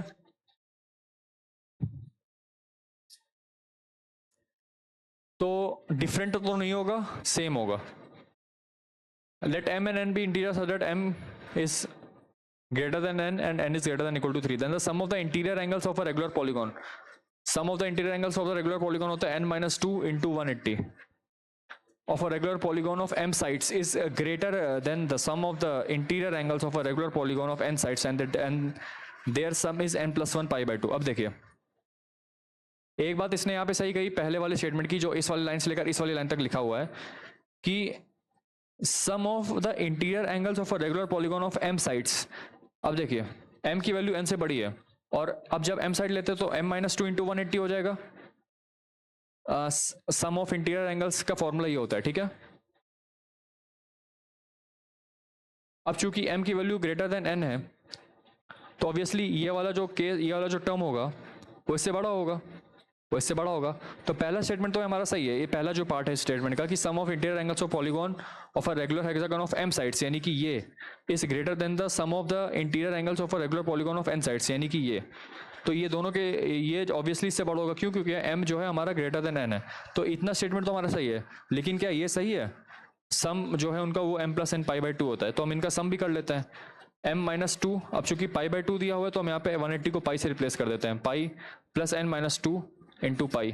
ठीक है, तो m pi minus 2 pi plus n pi minus 2 पाई, तो सो m plus n pi minus 4 पाई, ये है हमारा जो आएगा टोटल, ना कि ये। तो ये गलत है, टोटली ये गलत है।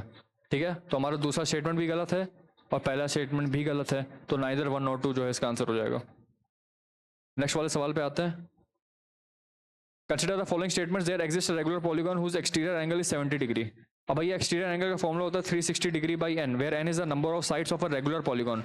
Is equal to 70 degree. और रेगुलर पॉलीगॉन है तो ऑब्वियसली एन जो है एक हमेशा एक इंटीग्रल वैल्यू आनी चाहिए। तो हम देखते हैं कि क्या इंटीग्रल वैल्यू आ पाएगी यहाँ पे। तो 360 डिग्री बाई 70, तो भैया हम देख सकते हैं यहाँ पे एन की वैल्यू इंटीजर वैल्यू नहीं आ रही है, कोई फ्रैक्शनल वैल्यू आ रही है ना।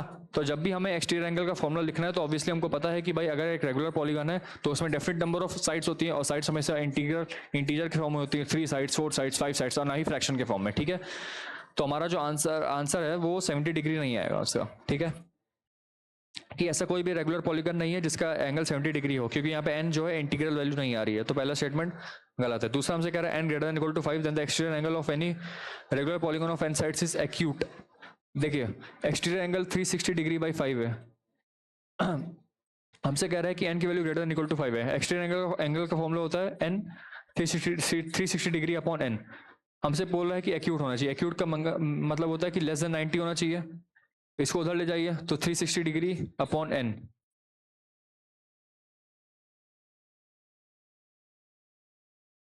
is less than 90, so n is greater than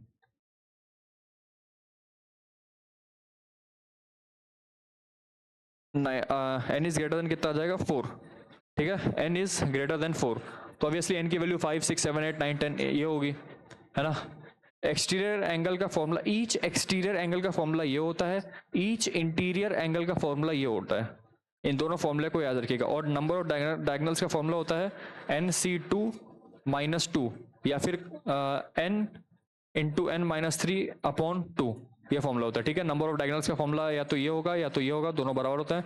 each interior angle का फॉर्मूला होता है n -2 into 180 by n, where n is the number of sides of a regular polygon. और ईच एक्सटीरियर एंगल का formula होता है 360 degree upon n। और total exterior angle पूछेगा तो इसको n से मल्टीप्लाई कर देंगे तो 360 डिग्री आ जाएगा, और इसमें टोटल पूछेगा तो इसको n से मल्टीप्लाई कर देंगे तो n -2 इंटू 180 आ जाएगा। ठीक है, तो दूसरा स्टेटमेंट हमारा बिल्कुल सही है, पहला गलत है। In a triangle PQR point x is on PQ, triangle PQR point x is on PQ and point y is on PR such that xp is equal to 1.5 units and xq is equal to 6 units, py is equal to 2 units and yr is equal to 8 units. Which of the following is are correct? देख लेते हैं भैया कौन कौन सा इसमें correct होता है।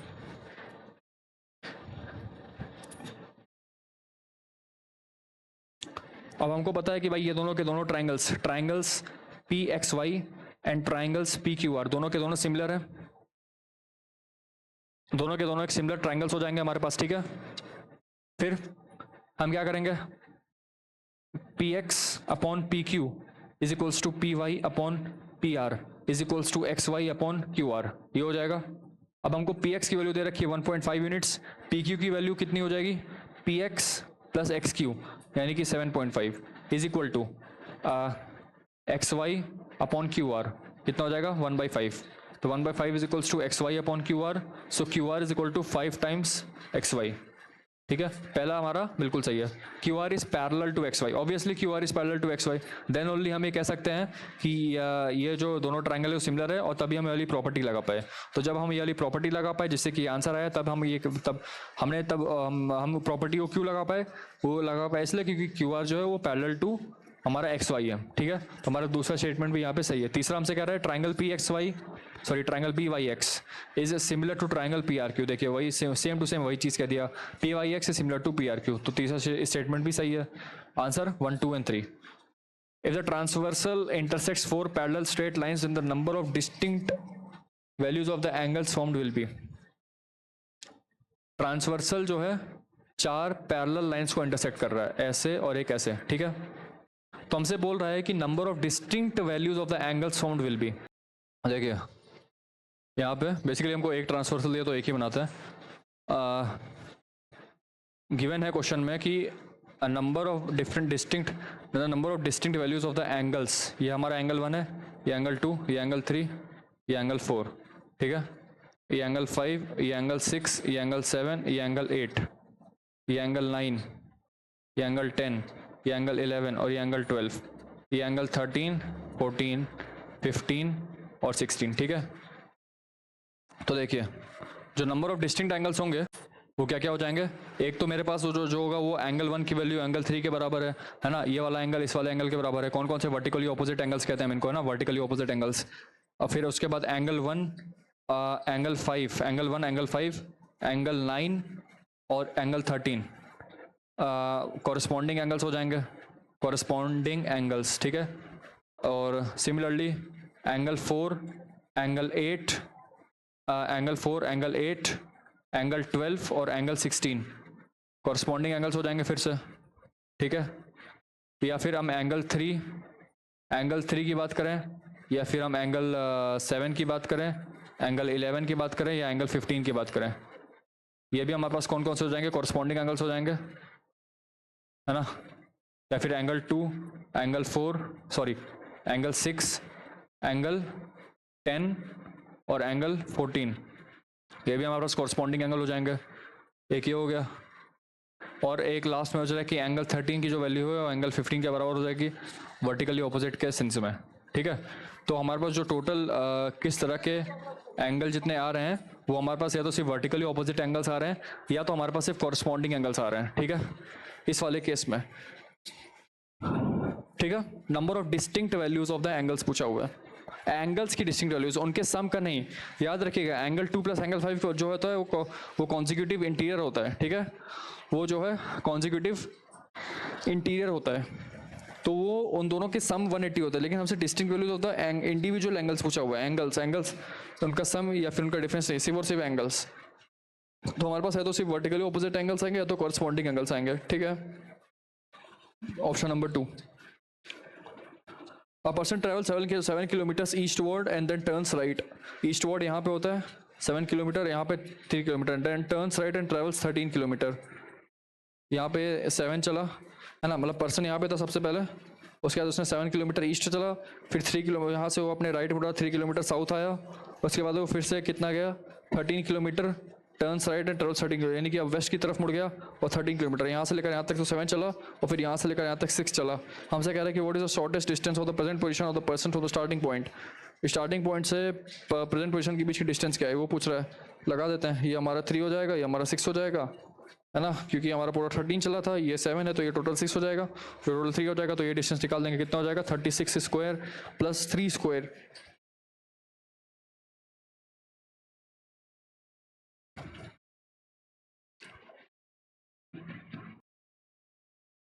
यानी कि 36 प्लस 9 अंडर रूट 45, ठीक है।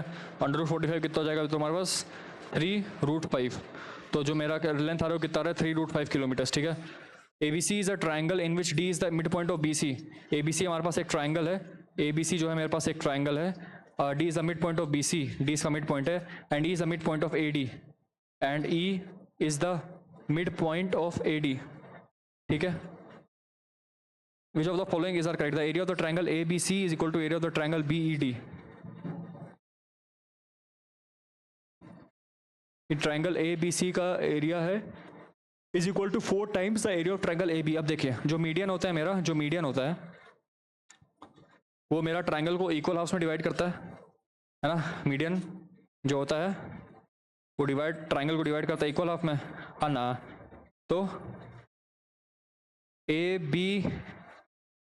ABC का एरिया वो ट्वाइस ऑफ ABD हो जाएगा, ठीक है। अभी देखिए यहाँ से एक अब B और E के बीच में अगर ट्राइंगल ABD पे फोकस करें, ट्राइंगल ABD पे फोकस करें तो ये BE जो है उसका मीडियन की तरह काम करेगा, बिकॉज ये AD वाली साइड को आधे में बांट रहा है क्वेश्चन के हिसाब से। E जो है मिड पॉइंट है AD का, तो इस वाले ट्राइंगल के लिए जो B है वो मीडियन की तरह काम कर रहा है, ठीक है। तो जो ट्राइंगल BE, जो ट्राइंगल ABD है वो बेसिकली BED के ट्वाइस का एरिया है। अभी इसी ट्राइंगल ABD को यहाँ सब्स्टिट्यूट करिए, कितना हो जाएगा 2 टाइम्स ट्राइंगल ABD का एरिया कितना है 2 टाइम्स ट्राइंगल BED, ठीक है, which is equals to 4 times triangle BED, ठीक है। तो area of triangle ABC is equals to 4 times the area of triangle BED। तो पहला स्टेटमेंट हमारा बिल्कुल यहाँ पे सही होते हुए, ठीक है। दूसरा हमसे कह रहा है कि area of triangle ADC is twice the area of triangle bed. अब चाहे ADC लिखे चाहे ABD लिखे, बात देखिए, और हमने यहाँ पे देख लिया कि ABD और 2 टाइम्स ऑफ ट्राइंगल BED। अब चाहे ABD लिखिए या चाहे ट्राइंगल ACD लिखिए, बात एक ही हो जाएगी। तो triangle ACD is nothing but twice of area of triangle B D, तो हमारा दूसरा स्टेटमेंट भी यहाँ पे सही है, बोथ 1 and 2 इसका करेक्ट हो जाएगा, ठीक है। अब देखिए, circle of 3 metre radius is divided into 3 areas of semicircles of radii 1 metre and 2 metre. कुछ नहीं करना है हमें, बेसिकली इन तीनों एरियाज का रेशियो पूछा हुआ है, तो हम बस बी का एरिया निकालेंगे क्योंकि ये सिमेट्रिकल है, और सिमेट्रिकल से जो बाकी का एरिया बचा हुआ है हम उसको बाई 2 कर देंगे। बी का एरिया निकालेंगे, बी का एरिया कैसे निकालेंगे, जो इस वाले सेमी सर्कल का रेडियस है जो कि 2 मीटर, तो कितना हो जाएगा पाई 4 यानी कि पाई आर स्क्वायर बाई 2, ये इस सेमी सर्कल का रेडियस हो गया, माइनस में इस वाले सेमी सर्कल का रेडियस कितना है 1, यानी कि pi into 1 square, pi into 1 square यानी कि पाई बाई 2, मतलब 2 क्यों कर रहे हैं क्योंकि सेमी सर्कल है, तो कितना आ जाएगा मेरा 3 पाई बाई 2, ठीक है। 3 पाई बाई 2 कितना एरिया हुआ, सिर्फ इतना एरिया हुआ, ये वाला इतना एरिया हुआ। अब इतना ही सेम एरिया यहाँ पे भी है तो उसको 2 से मल्टीप्लाई कर देंगे तो कितना हो जाएगा 3 पाई, तो यानी कि जो बी वाला एरिया है वो 3 पाई आ रहा है, ठीक है। अब पूरे सर्कल का एरिया कितना है, पूरे सर्कल का एरिया जो एरिया है उसका रेडियस 3 है तो 9 हो जाएगा। अब 9 पाई में से 3 पाई माइनस करेंगे तो 6 पाई हो जाएगा, ठीक है। अब ये देखिए ये दोनों के दोनों सिमेट्रिकल है, ए और सी, जो 6 पाई आया वो क्या आया, वो ए प्लस सी ही तो आया, क्योंकि हमने पूरे सर्कल का जो एरिया है उसमें से बी को सब्ट्रैक्ट किया, जब हमने बी को सब्ट्रैक्ट किया तो ए प्लस सी ही तो बचेगा, और वो दोनों के दोनों सिमेट्रिक हैं, तो यहाँ पे ए और सी दोनों ही मेरे कितने आ जाएंगे 3 पाई। ए और सी भी 3 पाई आया, बी भी 3 पाई आया, हमसे बोल रहा है कि इन तीनों का रेशियो बताओ, A is to B is to C का, तो 3 पाई 3 पाई 3 पाई दोनों के दोनों कैंसिल हो जाएंगे, 1:1:1 जो है इसका आंसर हो जाएगा। मतलब कहने का मतलब है कि तीनों के तीनों एरिया सेम आ रहे हैं। नेक्स्ट वाले सवाल पे आता है। अब यहाँ पे क्या करना है, यहाँ पे आपको root over X by Y को टी लेना है, इसको आपने टी लिया तो T is equal to 10/3 minus ये हो जाएगा आपका 1/t, ठीक है। तो आपके पास हो जाएगा 3t स्क्वायर, है ना, 3t square minus 10t plus 3 equal to 0, तो कितना हो जाएगा 3t square minus 9t minus t plus 3 equal to 0, तो आ जाएगा 3t t minus 9 minus 1t minus 3, तो t की दो वैल्यूज आ रही हैं 1/3 और 3, ठीक है। और तो root over X by Y की वैल्यू 1/3 हो जाएगी, या फिर root over X by Y की वैल्यू 3 हो जाएगी, दोनों तरफ स्क्वायर करेंगे तो 1/9 हो जाएगी, ठीक है। एक्स माइनस वाई की वैल्यू ऑलरेडी 8 दे रखी है, एक्स माइनस वाई की वैल्यू ऑलरेडी 8 दे रखी है, एक्स की वैल्यू 9y है, तो आप सब्स्टिट्यूट करेंगे तो 8y की वैल्यू 8 आ जाएगी, y की वैल्यू 1 आ जाएगी, y की वैल्यू 1 आ जाएगी तो x की वैल्यू 9 आ जाएगी, या तो है ना, y की वैल्यू 1 है, x की वैल्यू 9 है, हमसे पूछा है x y की वैल्यू बताओ, x y की वैल्यू कितनी हो जाएगी 9 × 1 विच इज इक्वल टू 9, ठीक है। नेक्स्ट वाले सवाल पे आता है। ABC is a triangle at C as shown in the figure, which of the following is correct। देखिए पहले हम LHS देखते हैं, LHS में हमसे बोला हुआ है सब में AQ square plus AB square, AQ square plus PQ square, AQ square plus BP square and this and so on. अब इसको करते हैं चेक, पहले के सारे जितने भी हाइपोटेनस हैं सबके लिख लेते हैं, ठीक है। AQ square is equal to AC square plus QC square, पहला हो गया इस वाले ट्राइंगल का। अब हम इस वाले ट्राइंगल का लिखते हैं क्या, PQ square is equal to PC square plus QC square, ये वाला हो गया। उसके बाद हम क्या लिखते हैं, हम इस वाले ट्राइंगल का लिखते हैं, ये वाला क्या हो जाएगा, BP square is equals to BC square plus PC square, और फिर ये लास्ट वाला जो बड़ा वाला है AB square is equals to AC square plus BC square, ठीक है।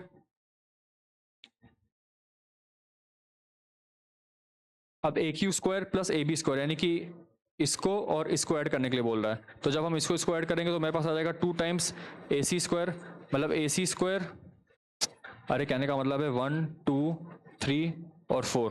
पहले वाले स्टेटमेंट के हिसाब से चले तो हम यहाँ पे हमको क्या करना है 1 AQ स्क्वायर और प्लस AB स्क्वायर 1 + 4 करना है, तो जैसे हम 1 + 4 करेंगे तो मेरे पास RHS में क्या आएगा, अब देखिए AC स्क्वायर और BC स्क्वायर को साथ में रखेंगे, AC square plus BC square साथ में रखिए, और QC स्क्वायर और AC स्क्वायर को साथ में रखिए, QC square plus AC square को साथ में। अब AC square plus BC square क्या हो जाएगा मेरा, AC square plus BC square मेरा AB स्क्वायर हो जाएगा,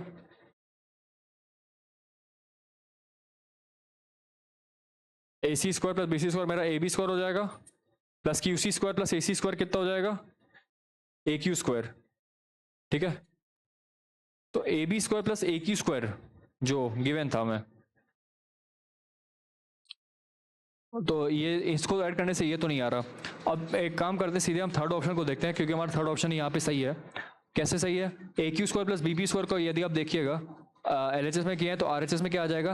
अब देखिए A C square plus B C square की वैल्यू ए बी स्क्वायर के बराबर आ जाएगी, और Q C square plus P C square की वैल्यू बी क्यू स्क्वायर के बराबर आ जाएगी, यानी कि ये। तो देखिए आ गया ना सीधे, तीसरा स्टेटमेंट यहाँ पे हमारा बिल्कुल सही है।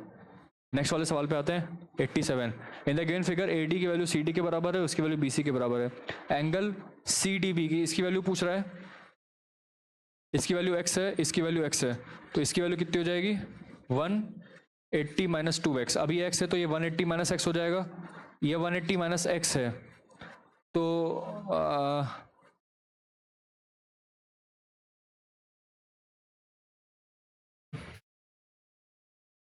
अब ये वाला एंगल और ये वाला एंगल सेम हो जाएगा, ठीक है।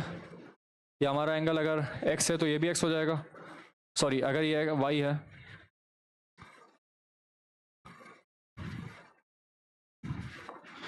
तो ये भी y हो जाएगा। तो 2y प्लस 180 माइनस एक्स की वैल्यू 180 होनी चाहिए, तो 2y की वैल्यू x आ जाएगी, तो y की वैल्यू x/2 आ जाएगी, तो यहाँ पे x/2 आ जाएगा सीधे, ठीक है। तो x/2 plus 180 minus 2x plus 96 equal to 0। तो यहाँ से सॉल्व करेंगे तो कितना आ जाएगा?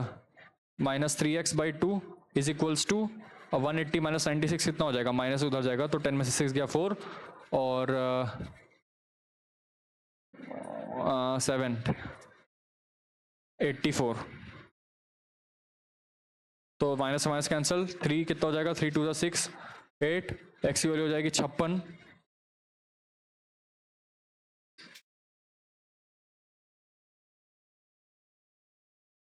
अच्छा एक minute sorry,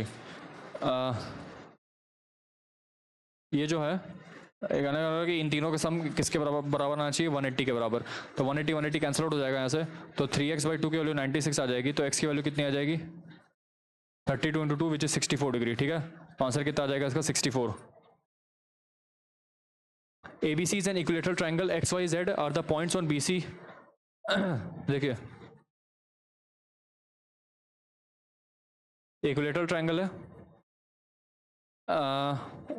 XYZ are points on BC CAB such that BX, suppose यहाँ पे पॉइंट हमारा X, सॉरी ये ABC है ना, ए पॉइंट ABC, और यहाँ पे पॉइंट X है, AX equal to BX equal to CY।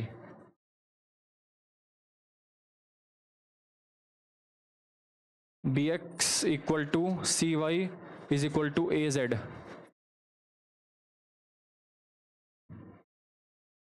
हमसे कह रहे ट्राइंगल XYZ भी हमारा एक इक्विलेटरल ट्राइंगल है, तो देख लेते हैं भैया। देखो ट्राइंगल XYZ जो है हमारा इक्विलेटरल ट्राइंगल कैसे हो सकता है, कैसे हो सकता है, ठीक है। तो हम इसको कैसे प्रूव करेंगे? SAS कॉन्ग्रुएंसी से प्रूव कर देंगे कि हमारा एक इक्विलेटरल ट्राइंगल होता है, ठीक है।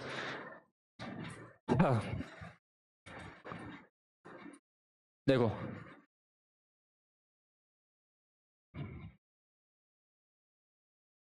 देखिए, अगर इन सबको हम टी मान लेते हैं, अगर ये सारे के सारे टी हैं, BX CY और AZ टी है, तो ये इसकी वैल्यू कितनी हो जाएगी? A माइनस टी, इसकी वैल्यू भी हो जाएगी A माइनस टी, और इसकी वैल्यू हो जाएगी A माइनस टी, और ये कितना हो जाएगा? टी, ये भी हो जाएगा टी, और ये भी हो जाएगा टी, ठीक है।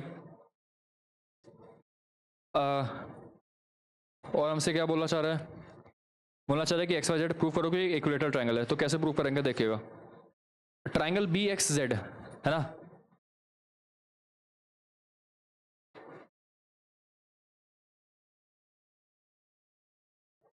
एक मिनट सॉरी मैंने यहाँ पे साइड ही उल्टी ले लिया, एक बार फिर से इसको अच्छे से बनाता है। साइड मैंने गलती से उल्टी ले ली थी। यहाँ पे एक्चुअली में ये होगा कि एक ट्राइंगल है बड़ा सा हमारे पास ऐसे, ABC, X is the point on BC, X यहाँ पे है, सच दैट BX जो है हमारा ये इज इक्वल टू CY। अब Y कहाँ पे है? CA पे है ना, Y यहाँ पे है,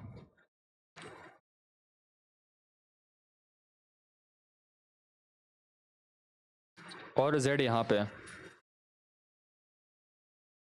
BX equal to CY is equal to AZ,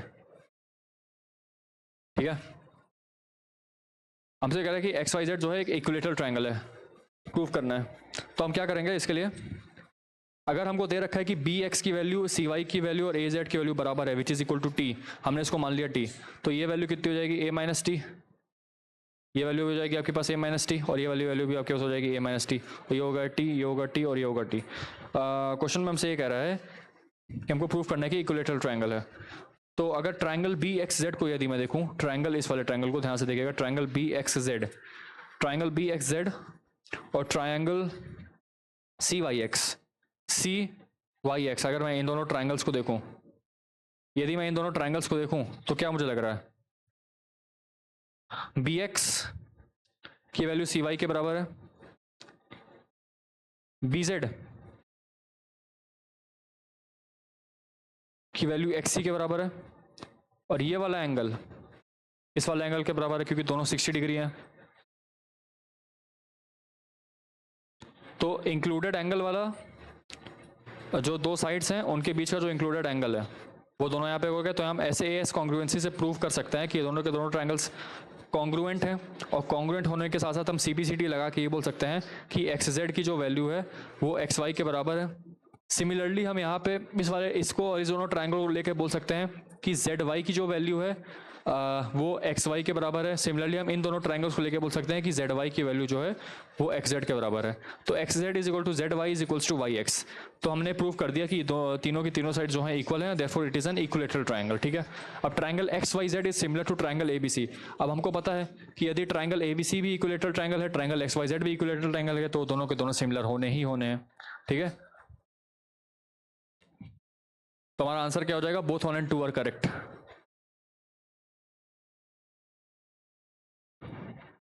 ठीक है, नेक्स्ट वाले सवाल पे आता है। क्या बोल रहा है हमसे बोल रहा है एक्स वाई जेड की वैल्यू निकालो कितनी होगी। तो पहले तो इस वाले इक्वेशन से हम देख के बता सकते हैं कि एक्स वाई 3 + 40 + जेड की वैल्यू 180 होगी। ठीक है, दूसरा हम ये बोल सकते हैं कि ये आपका हो जाएगा 180 - एक्स, सो ये आपका हो जाएगा 180 प्लस एक्स प्लस जेड की वैल्यू हो जाएगी 360, तो x प्लस जेड की वैल्यू भी 180 हो जाएगी। ठीक है, तो z की वैल्यू 180 या फिर z की वैल्यू 180 - x रख देंगे, तो x/3 + 180 - x इक्वल्स टू 140। तो -2x/3 की वैल्यू यहाँ से -40 आ जाएगी। सो x की वैल्यू कितनी आ जाएगी, 60।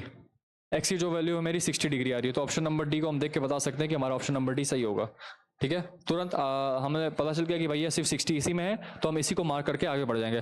फर्दर अगर आपको निकालना है तो आप निकाल सकते हैं। z की वैल्यू यहाँ से कितनी आ जाएगी, 120, जो कि यहाँ सॉरी x की वैल्यू 60 है ना, तो z की वैल्यू 120 आ जाएगी, जो कि यहाँ गिवन है। और y की वैल्यू कितनी आ जाएगी, y की वैल्यू जो है वो x के बराबर आ जाएगी। एक मिनट 40 + y जो है वो किसके बराबर होगा, x के बराबर है ना। The sum of two angles is equal to the exterior opposite angle, तो y is equal to x - 40 यानी कि y की वैल्यू 20 आ जाएगी। तो ये भी सेटिस्फाई कर रहा है। ठीक है, नेक्स्ट वाले सवाल पे आते हैं। The linear inequations for which the shaded area in the given figure which above is the solution set are. मतलब इन चारों ऑप्शंस में से ऐसी लीनियर इनइक्वालिटीज कौन सी हैं जिसका सॉल्यूशन यहाँ पे दिखाई दे रहा है। तो कुछ नहीं करना है, बहुत ही सिंपल सा सवाल है। बस आप 0/0 को रेफरेंस मानिए, और जिस भी इक्वेशन में 0/0 दोनों में सेटिस्फाई कर रहा है, क्योंकि 0/0 इनमें आ रहा है, अब 0/0 जिन दोनों में सेटिस्फाई कर रहा है उसको कर दीजिए।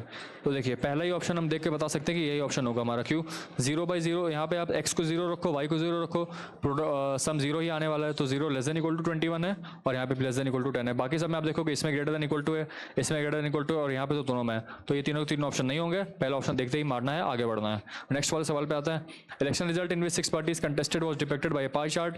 ए हैड एन 6 पार्टीज हैं, I had an one angle 135 degree which secured this votes, how many valid votes were total in cast.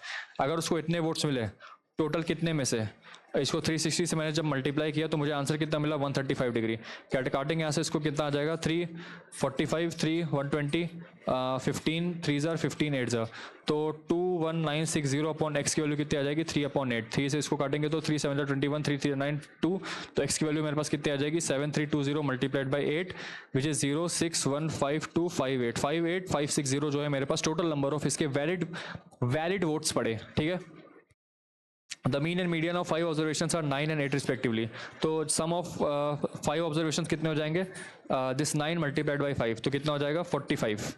ठीक है, sum of these 5 observations will be 45।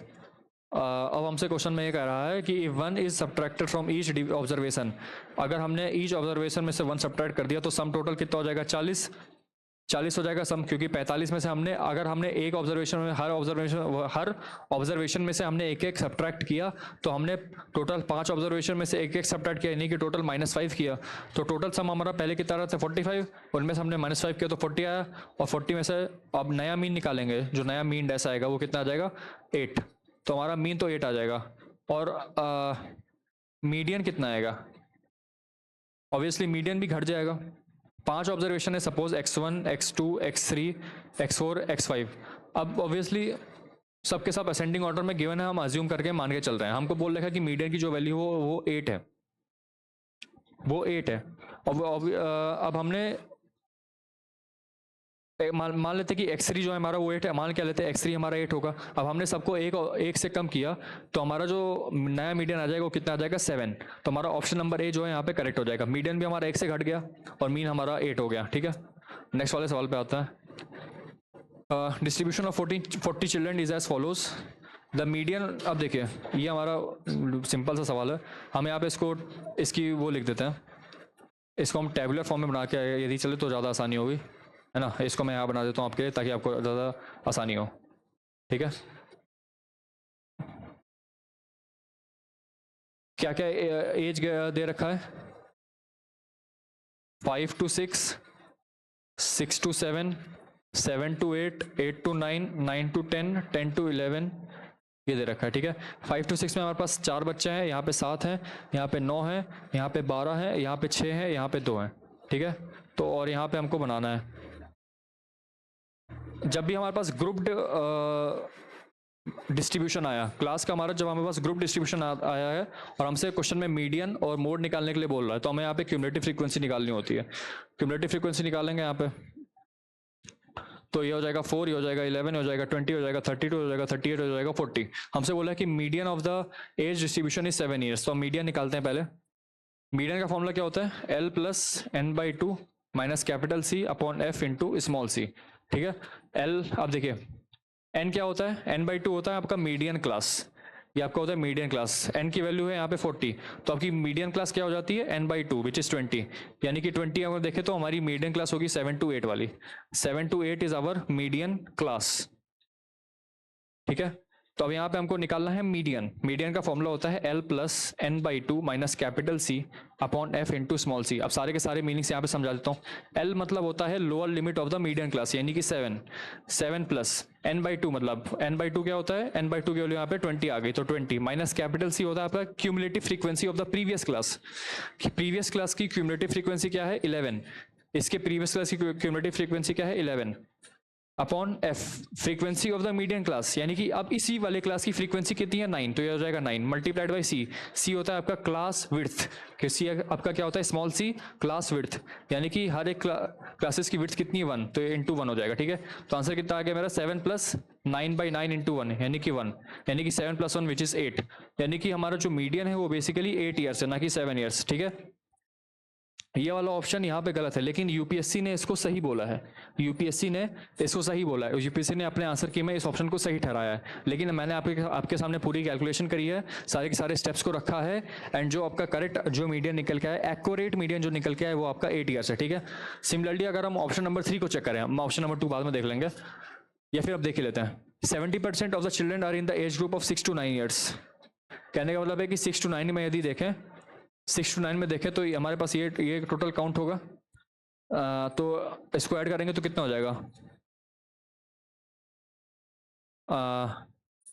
Sorry इस को ऐड करेंगे तो 9 + 7 हो जाएगा 16, 16 + 12 कितना हो जाएगा 28, तो 28/40 इंटू 100 तो 7 विच इज इक्वल टू 70%। तो हमारा आंसर ये वाला तो हमारा स्टेटमेंट सही है, 2 जो है हमारा करेक्ट है, that is 70% of the children lie in the age group of 6 to 9 years. अब थर्ड वाला भी देख लेते हैं, मॉडल एज।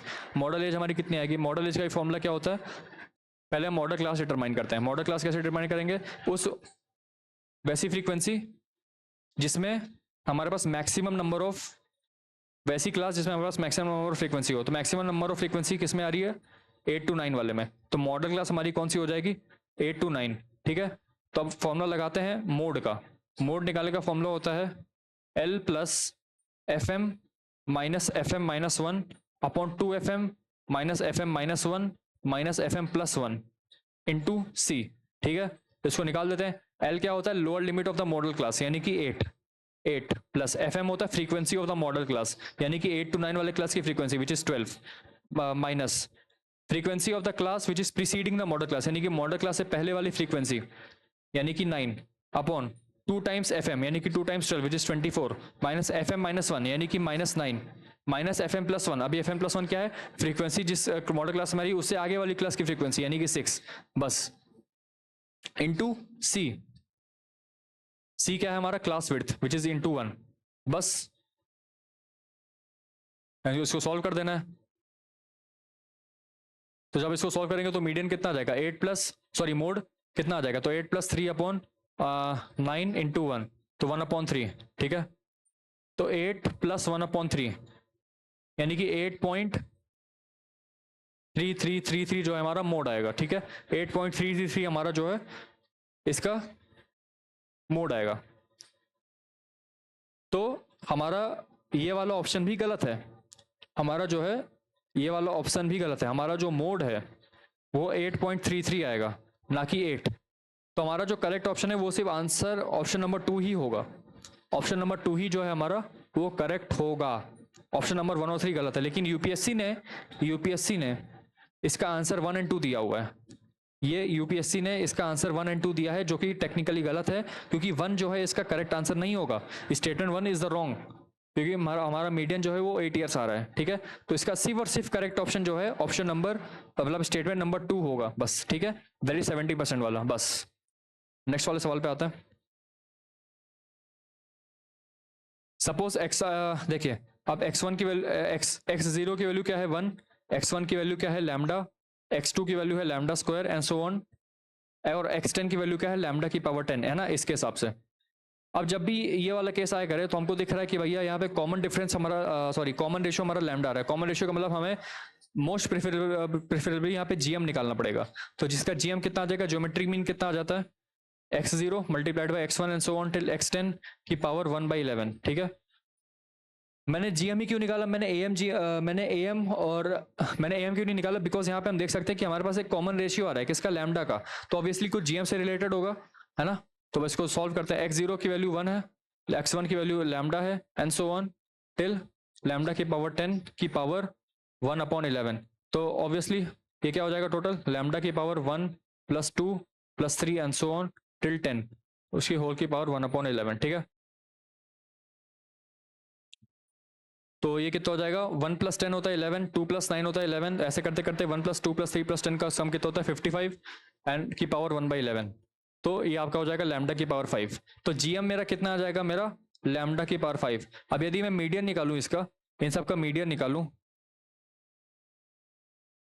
इन सब का यदि मैं मीडियन निकालूं तो इसका जो बीच वाला टर्म आएगा, नंबर ऑफ टर्म्स क्या है? 11। तो अब मीडियन क्या आ जाएगा मेरा? 6th term. 6th टर्म मतलब λ⁻5, λ⁻5, ठीक है। तो ऑब्वियसली अब मीडियन भी मेरा λ⁻5 आ जाएगा, जीएम भी मेरा λ⁻5 आ गया। तो मेरा ऑप्शन नंबर सी यहाँ पे बिल्कुल करेक्ट हो जाएगा। नेक्स्ट वाले सवाल पे आते हैं। अब ये देखिए यहाँ पे मेरे को रेसिप्रोकल के फॉर्म में दिया हुआ है, और रेसिप्रोकल कहाँ आता है? एचपी में आता है, एचपी में। जीपी तो छोड़, जीएम छोड़ दीजिए या एएम छोड़ दीजिए, वो कहाँ आता है? एचएम में, ठीक है, एचएम। और एचएम का फॉर्मूला होता है मेरा n/1/x1 + 1/x2 + 1/x3 and so on, ठीक है।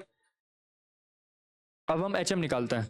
एचएम निकालेंगे तो n की वैल्यू कितनी है मेरे पास? 11 अपॉन 1/x1 कितना हो जाएगा? 1, 1/x2 कितना हो जाएगा? 2 and so on till 11. That is equal to 11 upon 11 into by 2 6, तो 11 upon 66, दैट इज 1/6. तो मेरा एच एम आ जाएगा 1/6. क्वेश्चन में हमसे पूछा विच of the following is not correct, है ना, नॉट करेक्ट पूछा हुआ है. एच एम की वैल्यू 1/6 है, लेकिन ऑप्शन में हमको दे रखा है कि एच एम की वैल्यू ग्रेटर देन 1/6 है, तो ऑब्वियसली गलत है. तो हमारा ऑप्शन नंबर सी जो है करेक्ट हो जाएगा, क्योंकि एच एम की वैल्यू ही 1/6 है. नेक्स्ट वाले सवाल पे आते हैं, इसकी वैल्यू पूछ रहा है, फटाक से निकाल देते हैं. या आपका हो जाएगा 1/5 log 10, या आपका क्या होता है 3 की पावर 5, ठीक है, या सॉरी 3 की पावर 5 नहीं, 5 की पावर 3, सॉरी 5 की पावर 4, 5 की पावर सॉरी 5 की पावर 5 होता है, 5 की, हाँ एक फिर से लिखते हैं, 1/5 log टू द बेस 10 5 की power 5 minus 4 log 2 to the base 10 plus 5 log 2 to the base 10. ये कितना हो जाएगा, log 5 minus log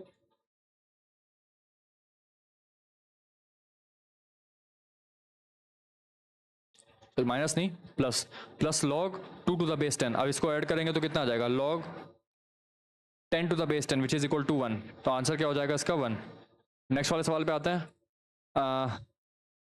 tan theta plus cot theta की वैल्यू 4/√3 है, यानी कि 1 अपॉन या 2 अपॉन साइन 2 थीटा की वैल्यू 4/√3 है.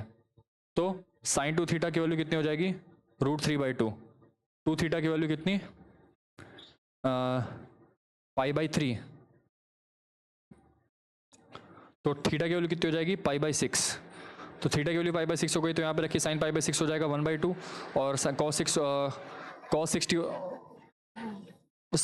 30 हो जाएगा साइन 60, यानी कि √3/2. तो √3 प्लस 1/2 जो है मेरा इसका करेक्ट आंसर आ जाएगा. The value of this particular expression will be how much. देखिए जब हम इसको खोलेंगे a प्लस बी का square plus a minus B का स्क्वायर, तो क्या हो जाएगा 2 times a square plus B square, 2 times a square plus B square, नीचे क्या दे रखा है 243 का होल स्क्वायर प्लस 647 का whole square. Cancel cancel, answer कितना आ गया 2. ठीक है, नेक्स्ट वाले पे आता है. a and b are negative real numbers and c is a positive real number, then which of the following is are correct.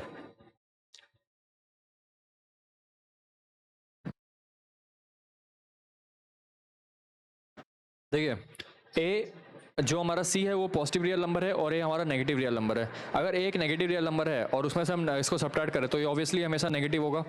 और यहाँ पे देखिए, यहाँ पे a नेगेटिव है b नेगेटिव है. बाई चांस अगर b a से कम हो गया, अगर b लेस देन a है, तो a माइनस बी हमेशा ग्रेटर देन 0 होगा, a माइनस बी हमेशा ग्रेटर देन 0 होगा. तो ऑब्वियसली ये वाली कंडीशन तो होल्ड नहीं करेगी, हमेशा नहीं होल्ड करेगी. If a less than b then a by C is less than b by C. अब देखिए यदि a और b नेगेटिव रियल नंबर्स हैं, -2 अगर हम a को मान लें और b को -1 मान लें, और यदि मैं c से डिवाइड करूँ, c एक पॉजिटिव नंबर है -3, तो ऑब्वियसली अगर आप पॉजिटिव नंबर से डिवाइड करेंगे तो इनइक्वालिटी साइन बदलेगी नहीं, वही रहेगी. तो ऑप्शन नंबर 2 भी सही है. 1/b is less then 1/c. और ये वाला भी सही है, क्योंकि ये पॉजिटिव नंबर है, नेगेटिव नंबर हमेशा ही पॉजिटिव से कम होता है. तो हमारा तीसरा स्टेटमेंट भी सही है. तो सिर्फ 2 और 3 ओनली यहाँ पे करेक्ट हो जाएगा. जो स्टेटमेंट नंबर 1 है वो कुछ केसेस में सही होगा, लेकिन मोस्ट ऑफ द केसेस में रॉन्ग हो जाएगा. अब लास्ट वाले सवाल पे आते हैं. अब ये देखिए थोड़ा सा कैलकुलेटिव सवाल है, इसको करने में टाइम लगेगा, इसलिए हम इसको नीचे रफ में सॉल्व करते हैं. ठीक है, हमसे क्वेश्चन में ये बोला है कि एक सर्कल है, हमको एक सर्कल गिवन है, ऐसे मैं यहाँ पे बना देता हूँ आपके लिए, है ना. सर्कल हमको गिवन है और यहाँ पे इसका डायमीटर ऐसे, ठीक है, डायमीटर गिवन है.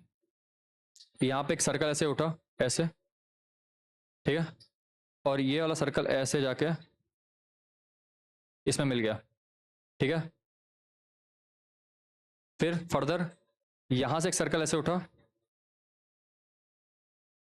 और ये वाला सर्कल यहां पे जाके ऐसे मिल गया. ठीक है, अब हमसे इस वाले एरिया का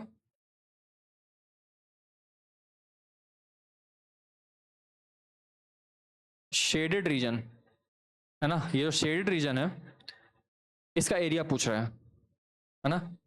और इस शेडेड एरिया को लेवलिंग करने के लिए जो कॉस्ट लगेगी वो कितनी होगी, मतलब कि हमको 1 मीटर स्क्वायर की कॉस्ट दे रखी है कि 63 रुपीज़ लगेगा, तो एरिया जो इसका आएगा उसके हिसाब से उसकी कितनी कॉस्ट लगेगी हमसे ये पूछ रहा है, ठीक है। और एडी, ये एडी है, ये बीसी है, ठीक है, ठीक है। तो इसको हमें यार एरिया निकालना है, तो कैसे निकालेंगे, तो देखिएगा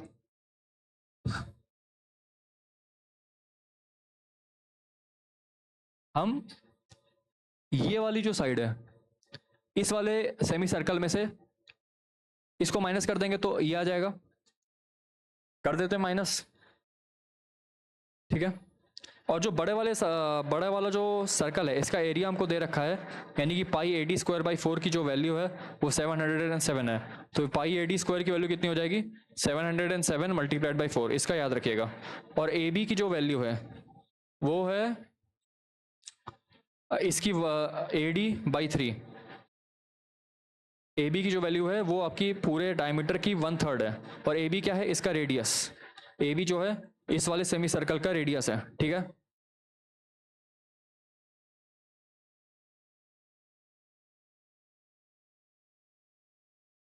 तो हमको क्या करना है, बस इसका एरिया निकाल देते तो कितना हो जाएगा पाई एडी स्क्वायर बाई 9 इंटू 1/2, क्यों, क्योंकि ये सेमी सर्कल है, ये तो इसके सर्कल का एरिया निकला, इसके सेमी सर्कल का एरिया 1/2 हो जाएगा, यानी कि 1/18 हो जाएगा, माइनस हम इस सेमी सर्कल का एरिया माइनस करेंगे, माइनस पाई, अब इसका हो जाएगा कितना, बेसिकली ये इसका भी आधा ही हो जाएगा, एडी बाई 6 हो जाएगा। ये जो एरिया है, जो ये छोटा सा सेमी सर्कल दिख रहा है इसका रेडियस कितना हो जाएगा एडी बाई 6, क्योंकि ये ए बी का आधा है, ए बी का आधा कितना हो जाएगा एडी बाई 6, तो minus pi AD square by 36। अब इसको भी 1/2 करना पड़ेगा, क्यों, क्योंकि ये सेमी सर्कल है, तो ये 36 की जगह 72 हो जाएगा, ठीक है। ये आया किसका, सिर्फ इतने दूर का एरिया, ये वाला, ये सिर्फ अपर वाले पोर्शन का आया, ये नीचे वाला पोर्शन भी तो है, तो इसको हम 2 से मल्टीप्लाई कर देंगे, तब जाके हमारे पास इस पूरे जो ब्लैक शेडेड एरिया है उसका एरिया आएगा, और इसी एरिया को हम 63 से मल्टीप्लाई कर देंगे ताकि हम टोटल कॉस्ट जान सकें। पाई एडी स्क्वायर की वैल्यू मेरे पास 707 इंटू 4 ऑलरेडी आ चुकी है, ठीक है। तो 2 मल्टीप्लाइड बाई 72 नीचे आ जाएगा, इधर 4 आ जाएगा, 4 pi AD square minus pi AD square will give you 3 pi AD square, तो 3 इंटू पाई एडी स्क्वायर, इसकी वैल्यू हमको इंटू 63 ये करना है, तो बस पाई एडी स्क्वायर की वैल्यू 707 इंटू 4 है। अच्छा पहले हम इसको काट देते हैं, तो 3 से कटेगा तो 3 3 6 112 36, यहाँ से कटेगा तो 12 21 6 2 7 7/2 इंटू पाई एडी स्क्वायर की वैल्यू है 707 इंटू 4, तो इकट्ठा 2, तो कितना आ जाएगा 14 इंटू 707।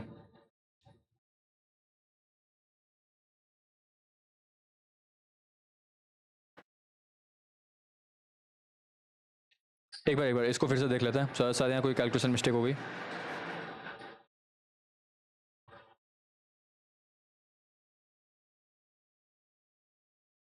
देखिए 2/72 into 3 pi AD square into 63, ये हमको निकालना है टोटल में, तो ये आपका कितना हो जाएगा 36 से कैंसिल आउट होगा, ये 12 से कैंसिल आउट हो जाएगा, ये 4 से, ये 21 से, 4 इंटू एडी स्क्वायर की वैल्यू 707 इंटू 4 दे रखी है इंटू 21/4, तो 707 इंटू 21 707414, कैलकुलेशन तो आप खुद ही कर सकते हैं, मैं तो बस यहाँ पर आपको दिखा रहा हूँ, 4814847 जो है मेरा इसका फाइनल आंसर आ रहा है, ठीक है। तो मेरा इस वाले एरिया का फाइनल आंसर कितना आ जाएगा 14847 रुपीज़ इसको लगेंगे शेडेड एरिया को लेवलिंग करने के लिए। तो इसी के साथ हम यहाँ पे CDS 2016 के फर्स्ट पेपर का सेकंड पार्ट भी कंप्लीट करते हैं। आपको ये सारी की सारी क्वेश्चंस एकदम अच्छे स्टेप बाय स्टेप करवाए गए हैं, स्पीड सॉल्विंग कैलकुलेशन में आपको दिखाए गए हैं, कुछ शॉर्ट ट्रिक्स बताए गए हैं, उसको भी देख लीजिएगा एंड प्रैक्टिस करते रहिए। बाकी आने वाले पेपर्स में भी हम बहुत सारी वेराइटीज़ को एक्सप्लोर करेंगे, सारे टॉपिक्स से क्वेश्चंस देखेंगे और जो भी है उसको फर्दर एनालाइज करके आगे बढ़ेंगे। Thank you.